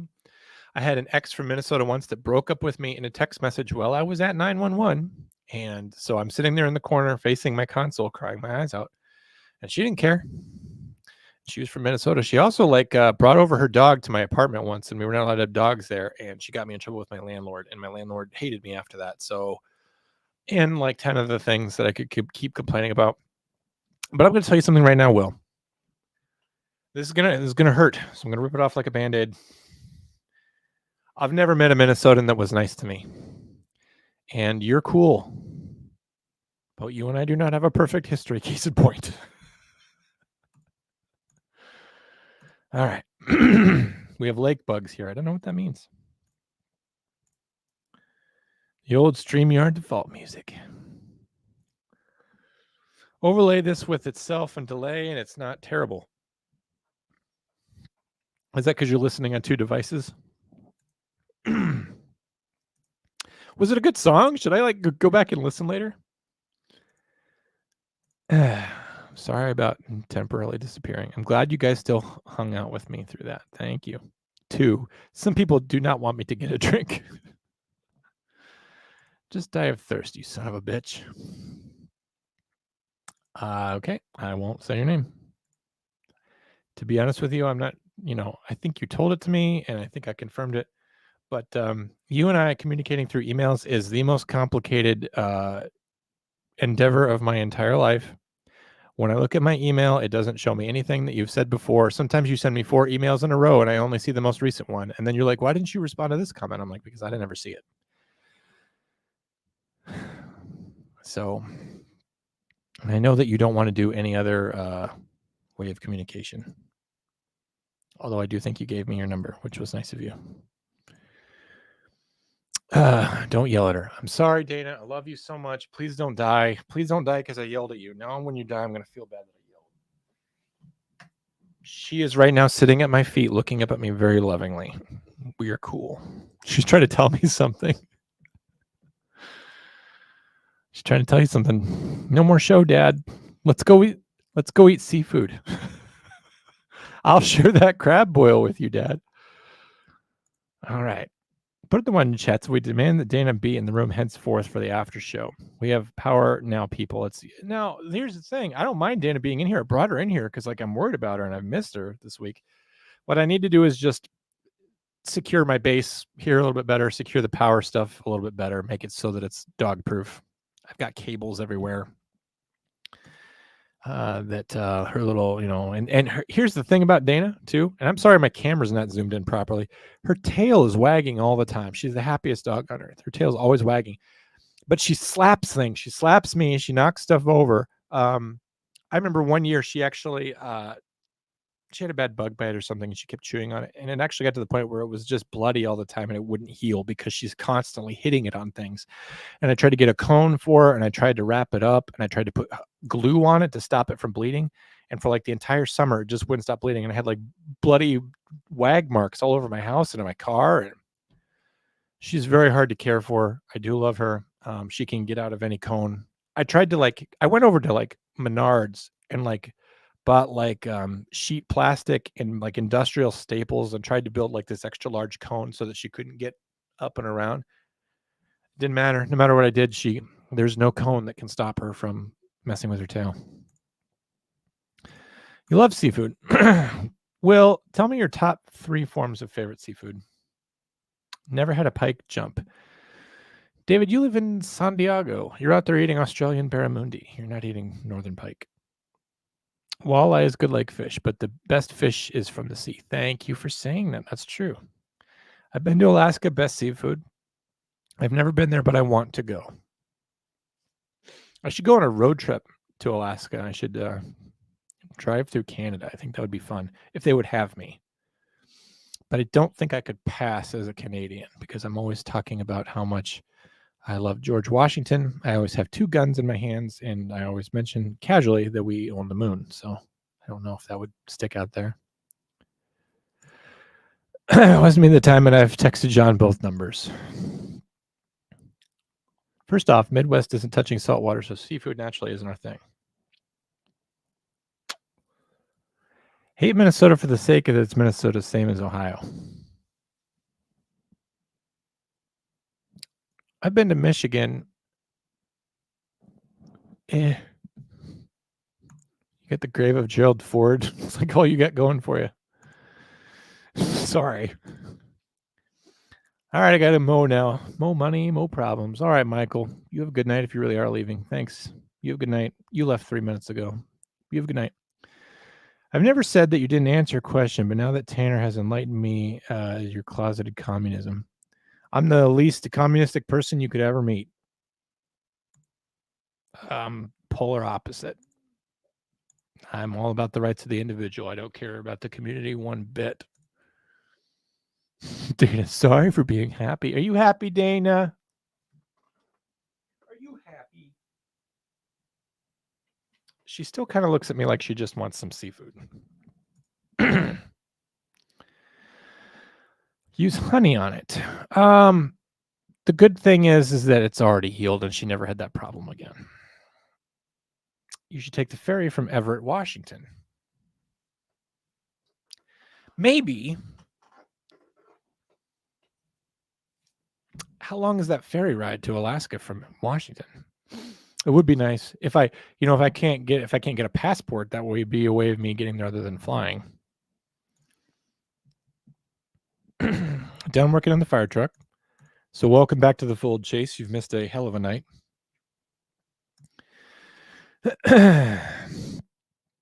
Make sure it's raw honey, though.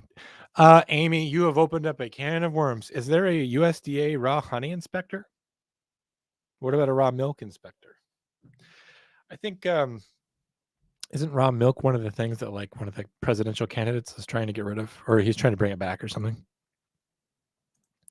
I was trying to get raw milk recently, and all I could get is onto a waiting list.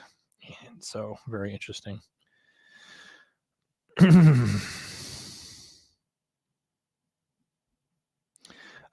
could do phone calls. We already had one, so I'm going to call this guy back. I'm going to put him to task.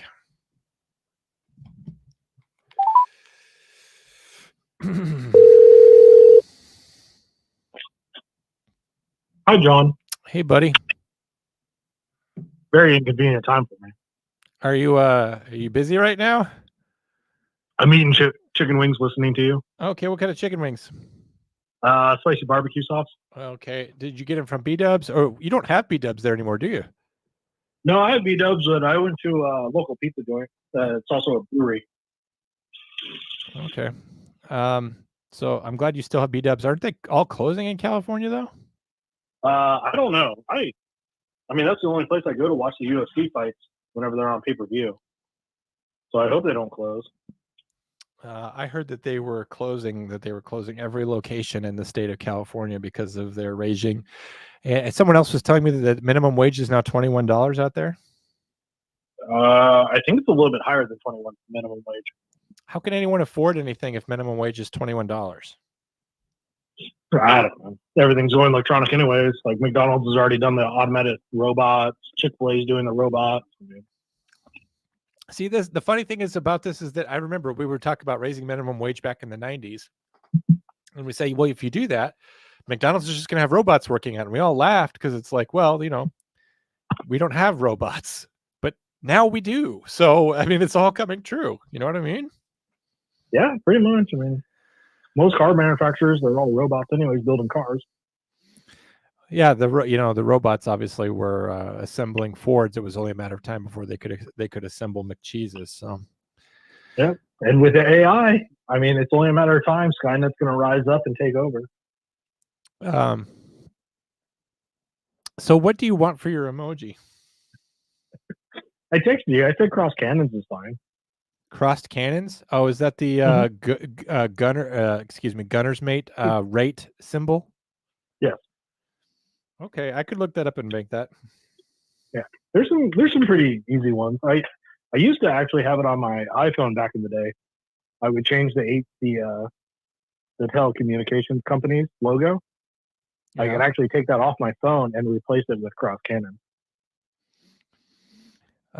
Yeah, so cross cannons that's the one for your rate. So I mean that would be very easy to do, and that would be just for you. I will write that down. Cross cannons.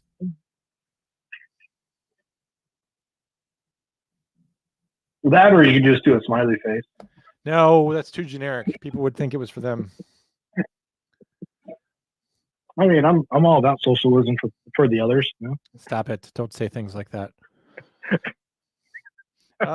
What else is going on with you, man? I haven't talked to you in a couple weeks. I went to Vegas, hanged out with my sister while she was visiting. I'm in a 4-day course right now. It finishes up tomorrow. You got to do a briefing and stuff to pass the class. You've been in school. Yeah. Death by PowerPoint. Oh my goodness! The first day was 8 hours of PowerPoint. I almost fell asleep. What are you learning about that you already say and I just didn't hear? I'm learning the administration side of my job. What I do. Is this going to help you become chief? I don't know. Maybe. Because why else would you be doing it? You have 4 years left, right? I mean, like. I was bored and I wanted another certification, really. Oh, okay. I mean, I've been trying to get to welding school. I've been trying to get the Navy to pay for my welding, but that'd be nice to have afterwards. Yeah, but they won't let me do it. So I'm like, all right, well, I'll just keep going to these random certifications. How's the state of the Navy? It's struggling. That makes us all feel great. The Navy's struggling, everyone. Yeah, it's ups and downs like any other job, you know. Yeah.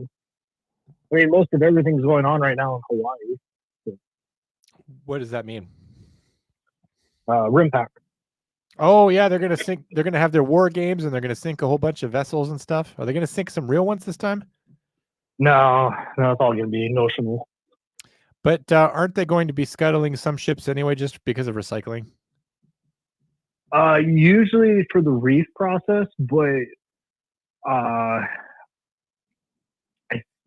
want to say the last ones were out of Washington State, and those were carriers Bremerton, like the yeah, Ranger and the USS Constellation. Oriskany. I think I saw them sinking the Oriskany. I don't think they had any other ones slated because most of the other ones are all on 50-year mothball status. 50-year mothball status. They could bring them back in 50 years, huh? If they need to. So, like the Kitty Hawk is on a mothball status. Independence, yeah, the conventional ones. The nuclear ones get all cut up. So, well, yeah, the nuclear ones. I mean, some of them are coming up on their 50-year lifespan anyway, so they're about to figure out what they're going to do, if they're going to keep the nuclear reactor going or if they're going to have to do a whole swap. I think Nimitz is the next one down, right? I think so. Yeah, because it would be Nimitz and then Vinson. What about Ike Eisenhower? Should be right around there too. Guys, I know my aircraft carriers. They teach it to you at Dispatch Academy. Okay. Yeah, because John C. Stennis was commissioned in '95. You know what drives me nuts about John C. Stennis? That he was a racist guy from Mississippi. He's also a Democrat, but no, the USS John C. Stennis is destroyed twice in the movie Transformers. It's destroyed at the beginning and the end of the film. Every Tom Clancy novel, Tom Clancy destroys some sort of vessel that's named after John C. Stennis. Does he just hate Stennis or what? I guess so. What's funny is the last time I was in San Diego, the only carrier that I saw while I was there was the John C. Stennis. Yeah. Some of All Fears, John C. Stennis got destroyed. I remember that. That was a good scene. Yeah. You know what didn't make sense about it, though? The close-in weapon system? Close-in weapon system, but where was the combat air patrol? Don't those guys, like, they have extensive radar. They've always got the EWACs or the Hawkeyes or whatever's flying. They've got, flying around with the extensive radar. And then they've got F-18s flying around all the time, don't they? Yeah, pretty much. So how do you get that close to the point where you're using, air to surface missiles on an aircraft carrier? I thought that was preposterous. It is preposterous. Because one, they would have had to fly past all the destroyers and all the cruisers that are all cannon fodder just to get to the carrier. Well, get Tom Clancy on the phone. I'm very upset. Yeah. So you know how he wrote Red October, and you know how he kind of talked about like the sonar system on the sub? I've read that book, yes, and I've seen the movie. So did you ever know the history about how he figured that out? That type of sonar that they were using for detection and everything?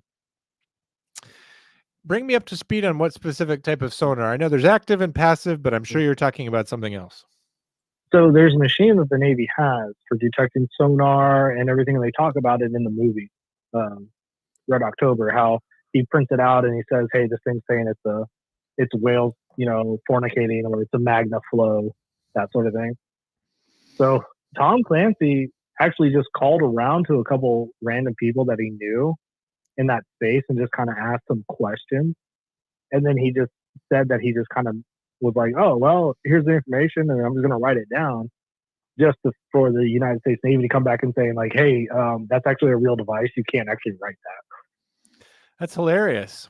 Ian Fleming, the author of the James Bond novels, he actually used to do the same thing. He was with I believe Special Air Service or Special Boat Service, Naval Reserve for the Royal Navy, and he knew a bunch of commandos and those types of guys, and he knew a lot about the activities that went on the war. By the time he was writing in the 50s and 60s, of course, a lot of that stuff was old news and public knowledge and stuff, but he used a lot of his knowledge and things like that and just put it into books and lent it an air of authenticity that I appreciate. He was actually an ornithologist or whatever the bird. Ornithologist, yeah. He went down to Jamaica and he wrote a whole book about just birds too. Yeah, and that's why he came up with the name James Bond, because it was based on the bird. See, this is why I like you, David. You know all the same things that I know. I just have a lot of useless information in my head. You know what we need to do sometime? You and I need to team up for bar trivia. We will burn that place down. We will like have them put up the bar as stakes, and we could walk out of there owning a bar. I guarantee you we could. Not because I'm so knowledgeable, but because between you and me, I think we've got just about every piece of useless knowledge that anyone would ever not need. I think we have all of that. So my local pizza brewery place that I go to, they have trivia night. And I always end up walking in during trivia night, and I'm just sitting there. I'm like, oh, I know this answer. We got to take them down, man, like in a totally legal sense. Oh, yeah.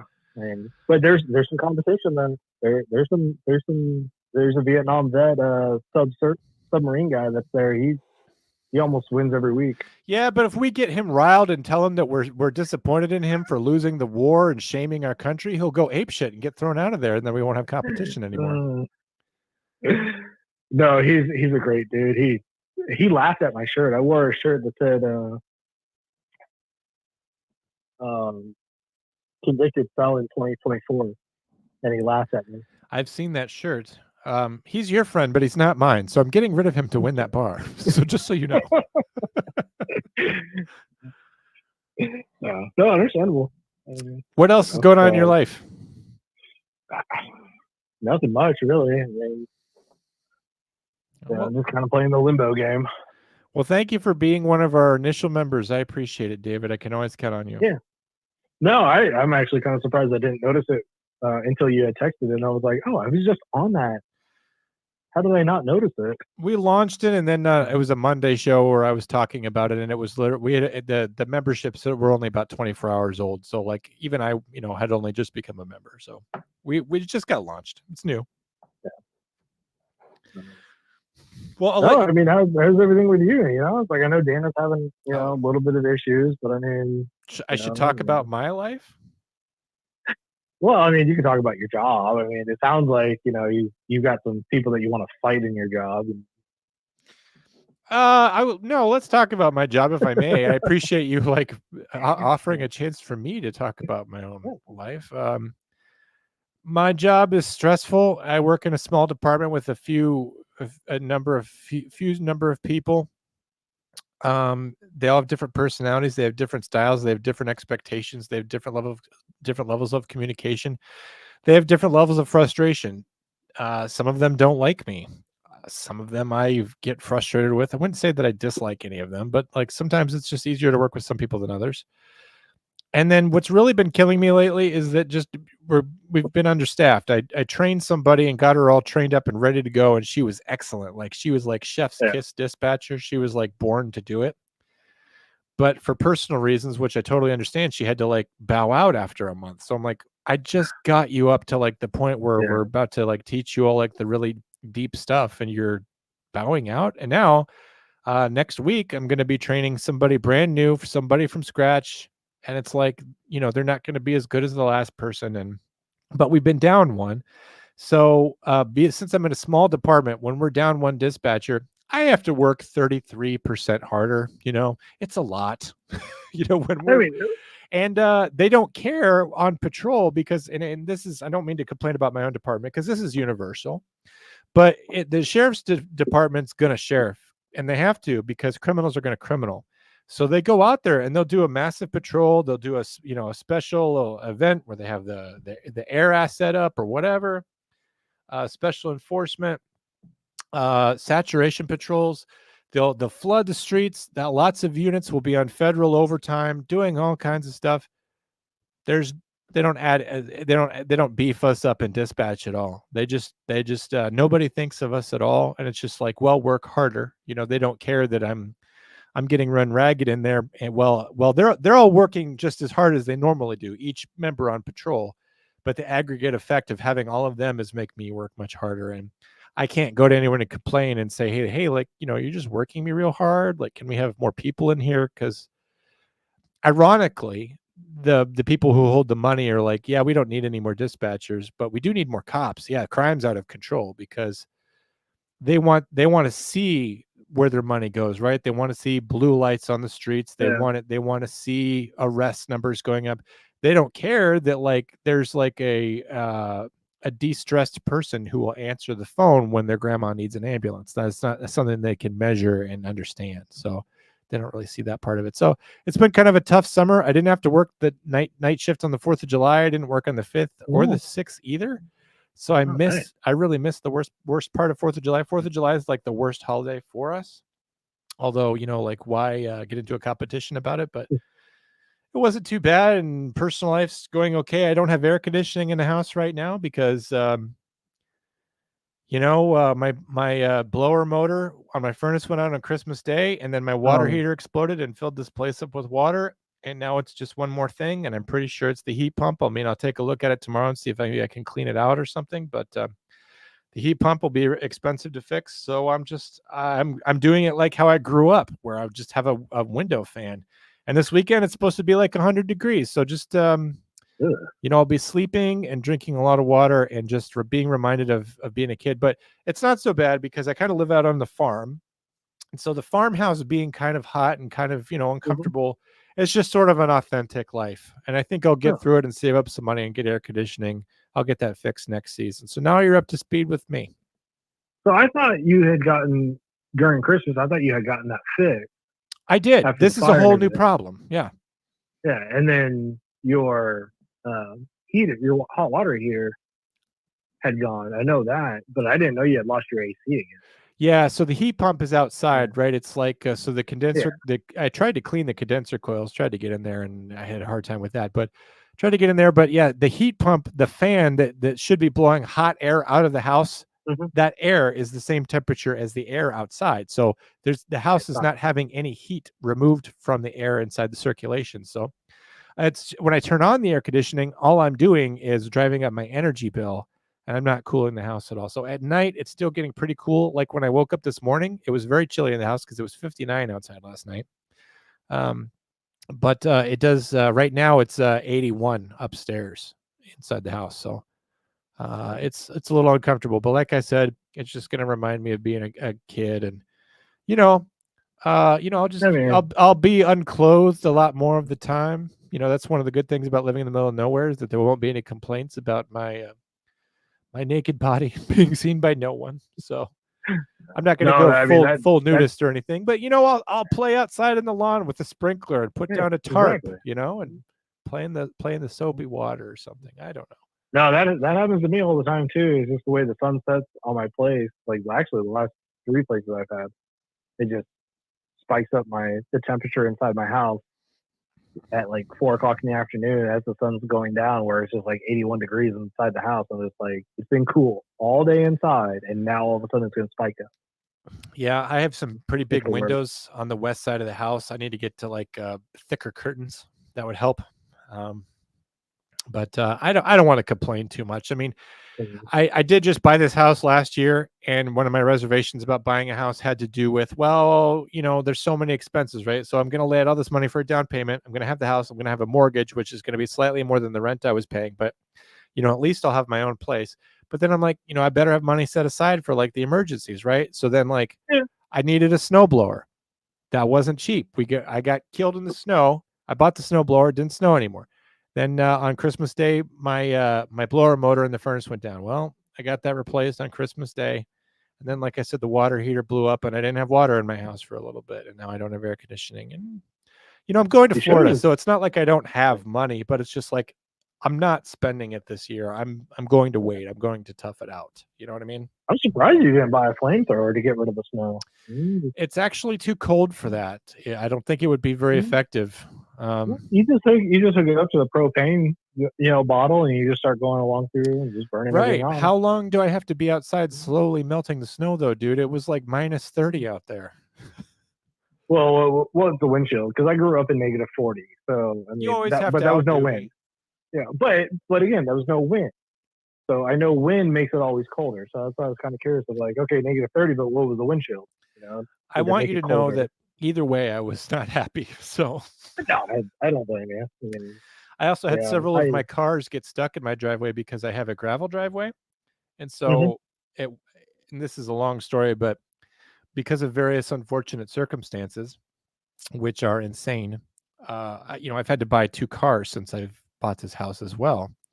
And at one point, I had to resort to driving my Challenger in the snow, which is a rear-wheel drive car, and the Challenger got stuck in the driveway. And I absolutely could not get it out, and I was digging snow out from under the Challenger when it was minus 25.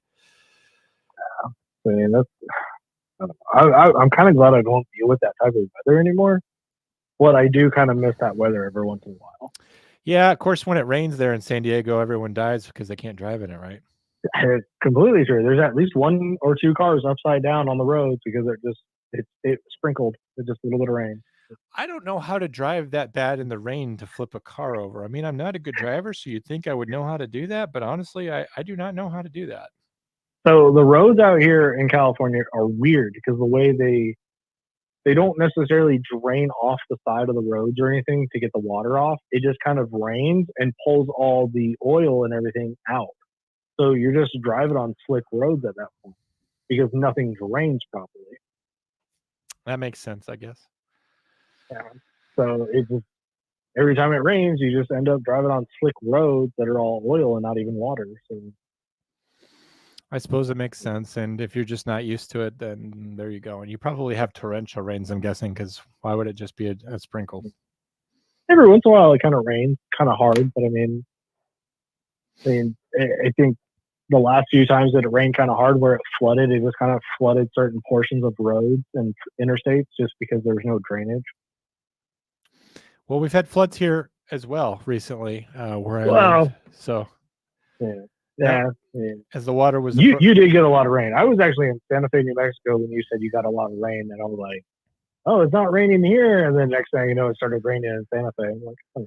Santa Fe's got the monsoons out there, so that's no joke either. Yeah.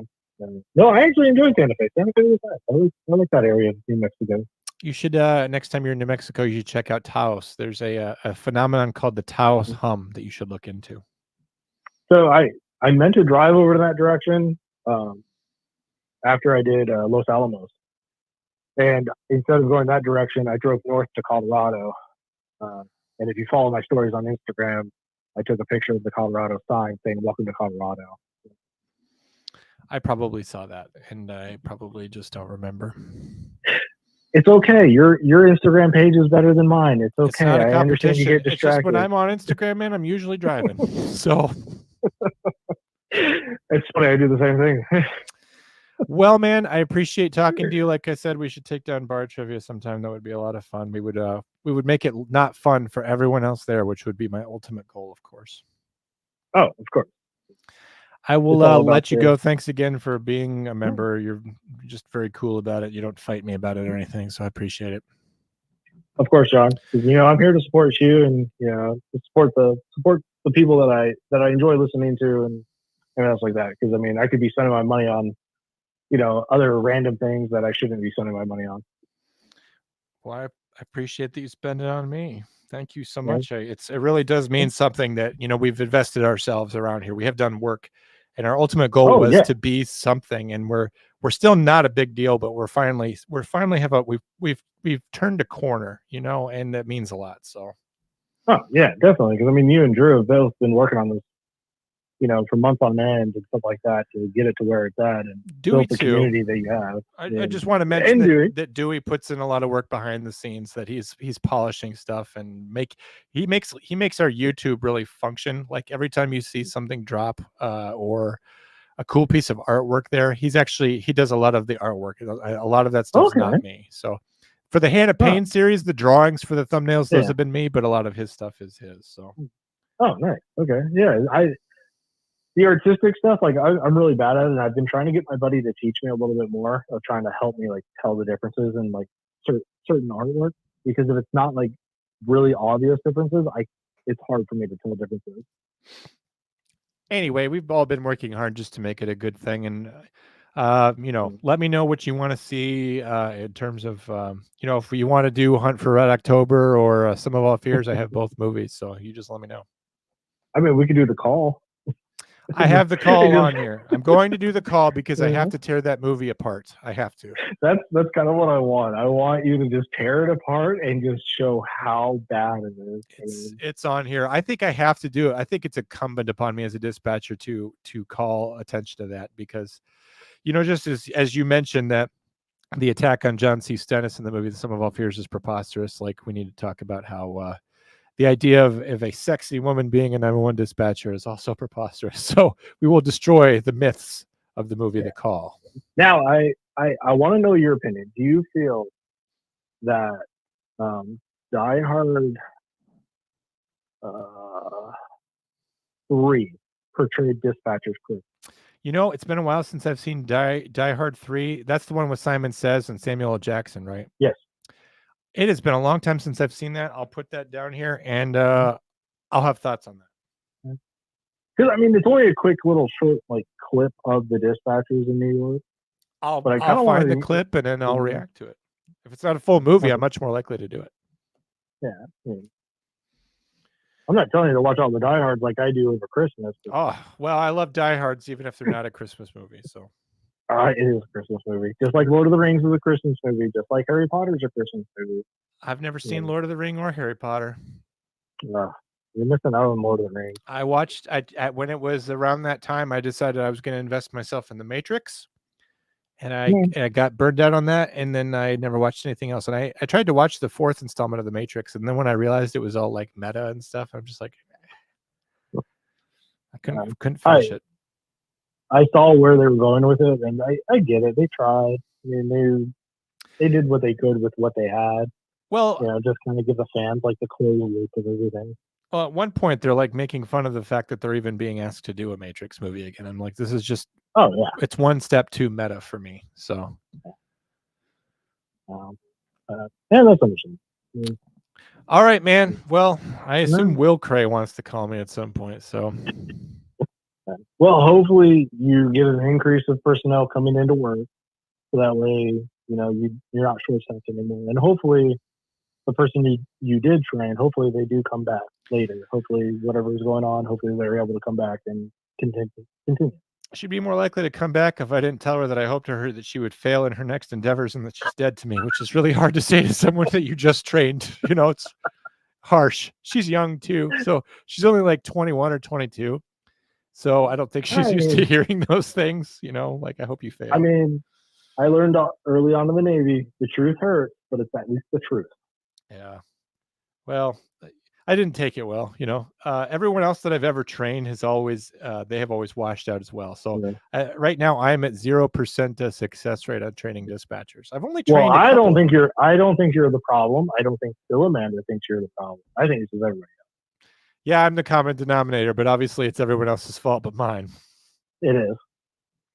All right, man. Well, I will talk to you next week, I'm sure, if you want. All right. Of course. All right. Well, have a good night. You too. Love you. Bye. I love you too. Bye. Oh, man. Will Cray, you going to call or should I just get caught up on chats? All right. Have you ever taken the Alaskan Ferry? I'm sure that question is for David. No to raw milk and no honey inspector that I'm aware of. They might keep that from you, Amy. We can't afford anything here. So Amy's out in California. She's upset about it. Falk, you need a cone. Get a Zen cone. It's washable, reusable, and pliable. All I can tell you is that Dana would eat it. All right. Good night, Tanner. You'll probably be back, and I'll probably still be here. Welding is enjoyable. Lots of people here from California, I guess. Welding sucks, and it's this fucking hot. When it's this fucking hot. I was going to say, I wouldn't mind having that skill. I don't know how to do that.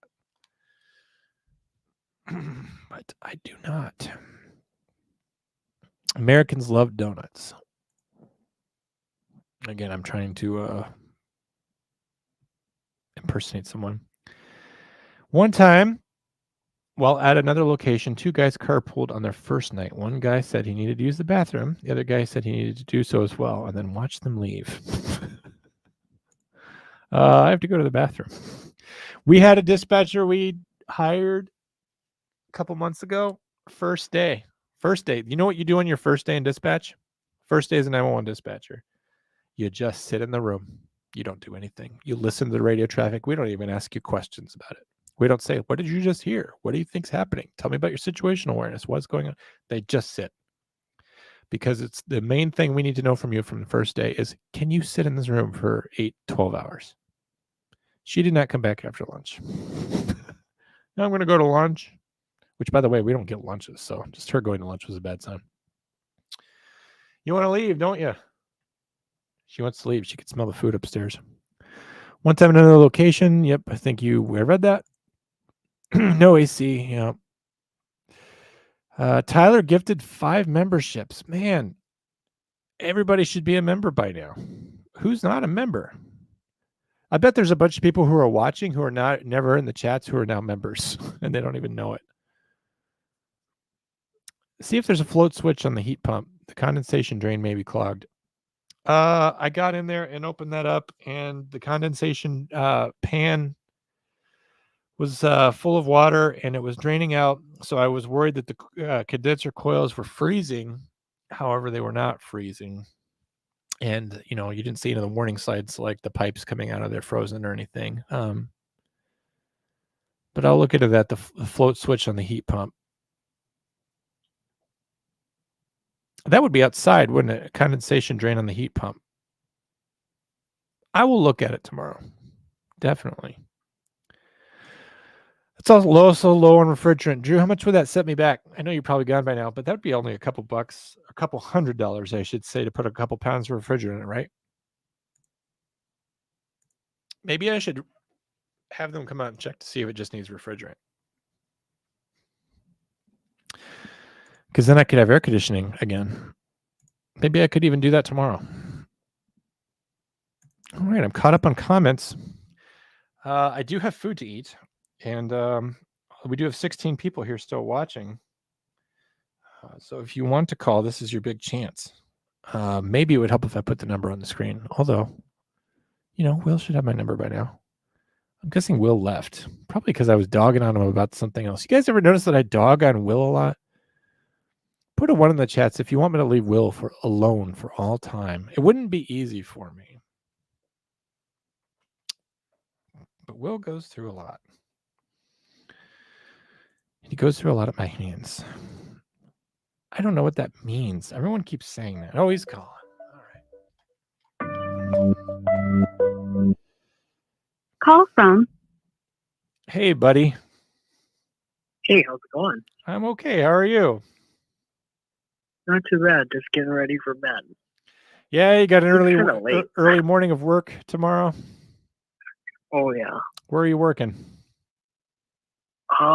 Minneapolis, I think. So not too far from home? Yeah. Not too far. What are you doing tomorrow? I think we're just locating some stuff in South Minneapolis. Okay. I think we have 1,400 houses that we have to locate. Just for regular construction stuff? Or are you doing emergency locates or?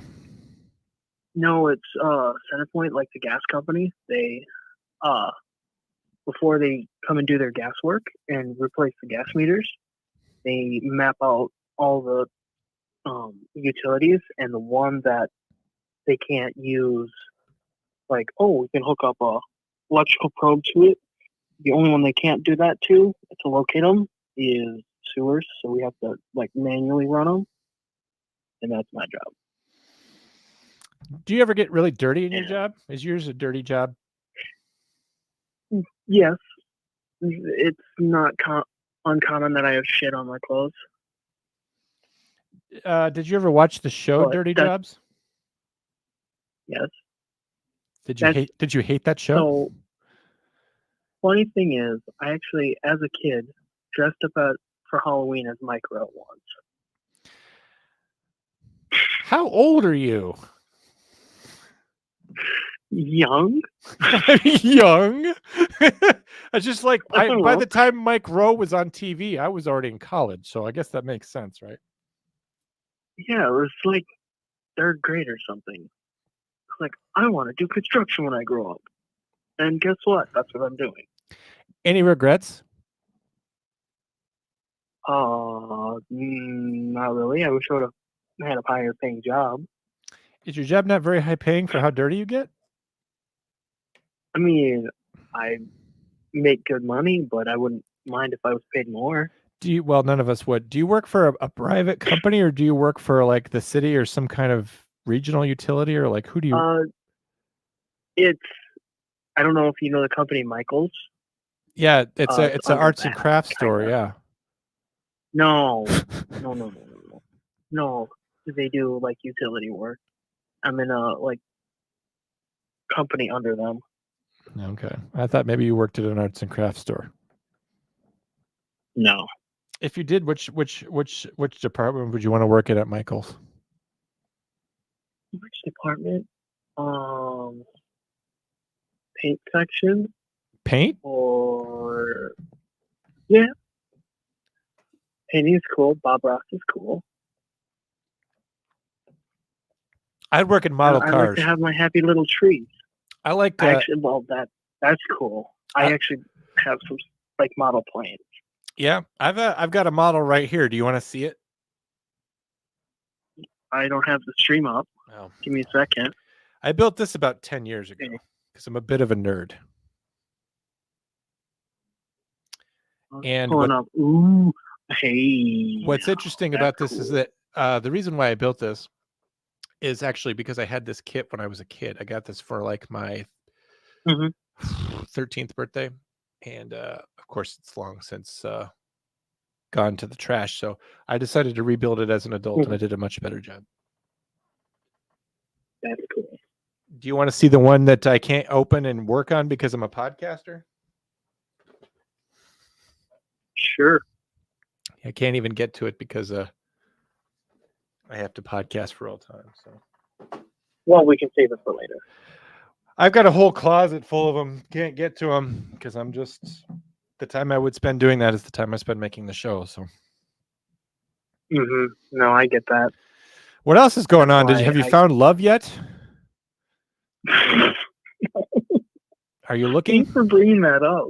Well, I don't mean to embarrass you, but I mean, we've talked about your love life on this show before, and we're all sincerely behind you. We're not here to tease you. We want you to find love. I know. We all want love and acceptance. Thanks for being my number one fan. What'd you say? Thanks for being my number one fan. David says, I need NCC 1701C. I have that one in the garage, actually, David. It fell and it broke and it's busted all to bits. So. Oh, no. And David, that kit is actually extremely expensive. That one's like one of the more expensive ones. So. Marine's Blood says I should do a model building stream. There's a lot of YouTube channels out there where they do build those, and I watch a lot of those. So, those channels are all more successful than this one. So maybe Marine's Blood is onto something. What are your hobbies, Will? What do you do what do you do with your downtime other than listen to podcasts and make podcasts? Well, I'm currently on a hiatus from making podcasts right now. Okay. But you're on a podcast right now, though. So yes, I am on a podcast, but on a personal podcast. I am taking a extended break from that for a while. But what do I do? You go to the gym a lot. That's probably your main hobby, right? I do that. I go mountain biking. I actually did a USPSA match today. That was cool. What does that mean? It's like competition pistol shooting. Oh, sweet. If I was allowed to carry a gun in your state, I would definitely come up there and go to the range with you. Well, I have a membership to a private gun club too. So are you just showing off? Maybe it was cheap. That doesn't help. That doesn't help me carry a gun in your state. So Minnesota's got some pretty crazy gun laws. If you go take, they're not that crazy. The only place I can't carry is like government buildings and hospitals. I don't think I'm allowed to carry a concealed weapon without a permit there. Yes. Okay, I can't get a permit to carry concealed there because I'm not a resident of the state of Minnesota. So. No, you can get permit to carry here. I suppose think. I could get reciprocity. Like I could get a permit Yeah. in wherever I'm from, and then see if I could get reciprocity. But Yes. I'd have to spend money to do that. And I know that's the terrible part. And then if you try and get it for getting in the state of Minnesota, they charge you like $200, and it's stupid. Yeah. What about open carry? Am I allowed to open carry there? No. Why would you open carry? That's dumb. It is, but because then I couldn't be charged with carrying a concealed weapon if I'm just having it in a holster on my hip. I don't even know about that. Do you know what's funny about open carry, Will? Is that into- there's a lot of states that you can open carry, and I'm in a state where you can't open carry. Do you know what happens when people see people open carrying? They just dial 911. They'll be like, "Oh my gosh, that he's makes got a sense. gun!" And I'm like, "Are you in a bar? Are you in the courthouse? Are you in a restaurant where guns are not allowed?" Like they're like, "No, we're on the corner of 5th and Broadway," and I'm like, "Oh, okay." So, what's the nature of your This is criminal why you complaint? don't Is he open waving it carry. around? Is he being threatening? I was like, "No, it's secured in a holster on his hip," and I'm like, "He's not breaking the law. Why are you dialing 911 on a guy for having a gun? This is America, dude." Yeah, I don't open carry for that reason. Plus, people give you weird side eye if you have one on, like that, just with a big iron on your hip. I don't need that extra No, people looking at me weird. I think open carrying is dumb because I think if you're carrying a gun, like the whole point should be is that you're discreet about it, right? Like if you need it, then you don't want people to know you have it. But I don't think it should be illegal at the same time. And if that's the only way I could carry a firearm in Minnesota, then I would do that. You don't need to look into it. I'm just saying. Okay. What else is on your mind? Not much. Oh, I got a smoker. I'm starting to smoke things now. It's starting to smoke outside? No. I got a smoker, like a Traeger. Oh, okay. I was like saying like you should maybe dial 911 if you see smoke or flames, Will. Yeah, I would have called them instead of you. Oh, that hurts. Like I wouldn't know what to do. I know you would know exactly what to do. Or is anyone trapped, Will? But I am. Are you on the first floor? No. Is there any hazardous material? Yes. Are you conscious, alert, and breathing? No. No, did you say no? Yeah. I think you're lying, but I'm still sending all the fire departments just to come embarrass you. All right, man. Well, I appreciate you giving me a call. I hope you call next week. I know that you got to go to bed, and I want to go eat my supper. So, yeah, dude, go eat your supper that's still in the oven. Yeah, I think I'll go eat it. You go to bed. All right. Smell you later, John. You take care, old bear. All right. Love you. I love you too. All right.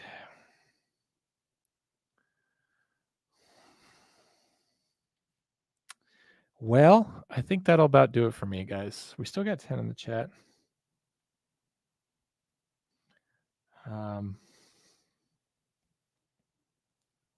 But I am very hungry, and Data's probably hungry too. And I don't have any media to play for you this week. Dewey never showed up. Dewey's super busy.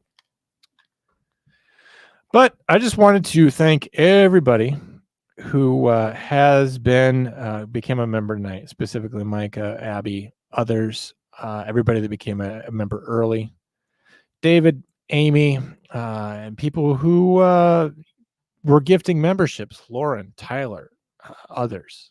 There's so many people to thank tonight because it's been such a good night for us in terms of memberships. It just feels amazing. We will be back here for the Monday morning show on Monday morning. Whenever I wake up, I am not moving that to members only yet. So if you are just a fan of Comm Center, I will still see you on Monday. You don't have to worry about that going away yet. And even if so many people here are members that I'm not really worried about anybody missing out because through the generosity of many of these watchers tonight, you guys are not going to be excluded. And like I said, I'm going to work hard for you.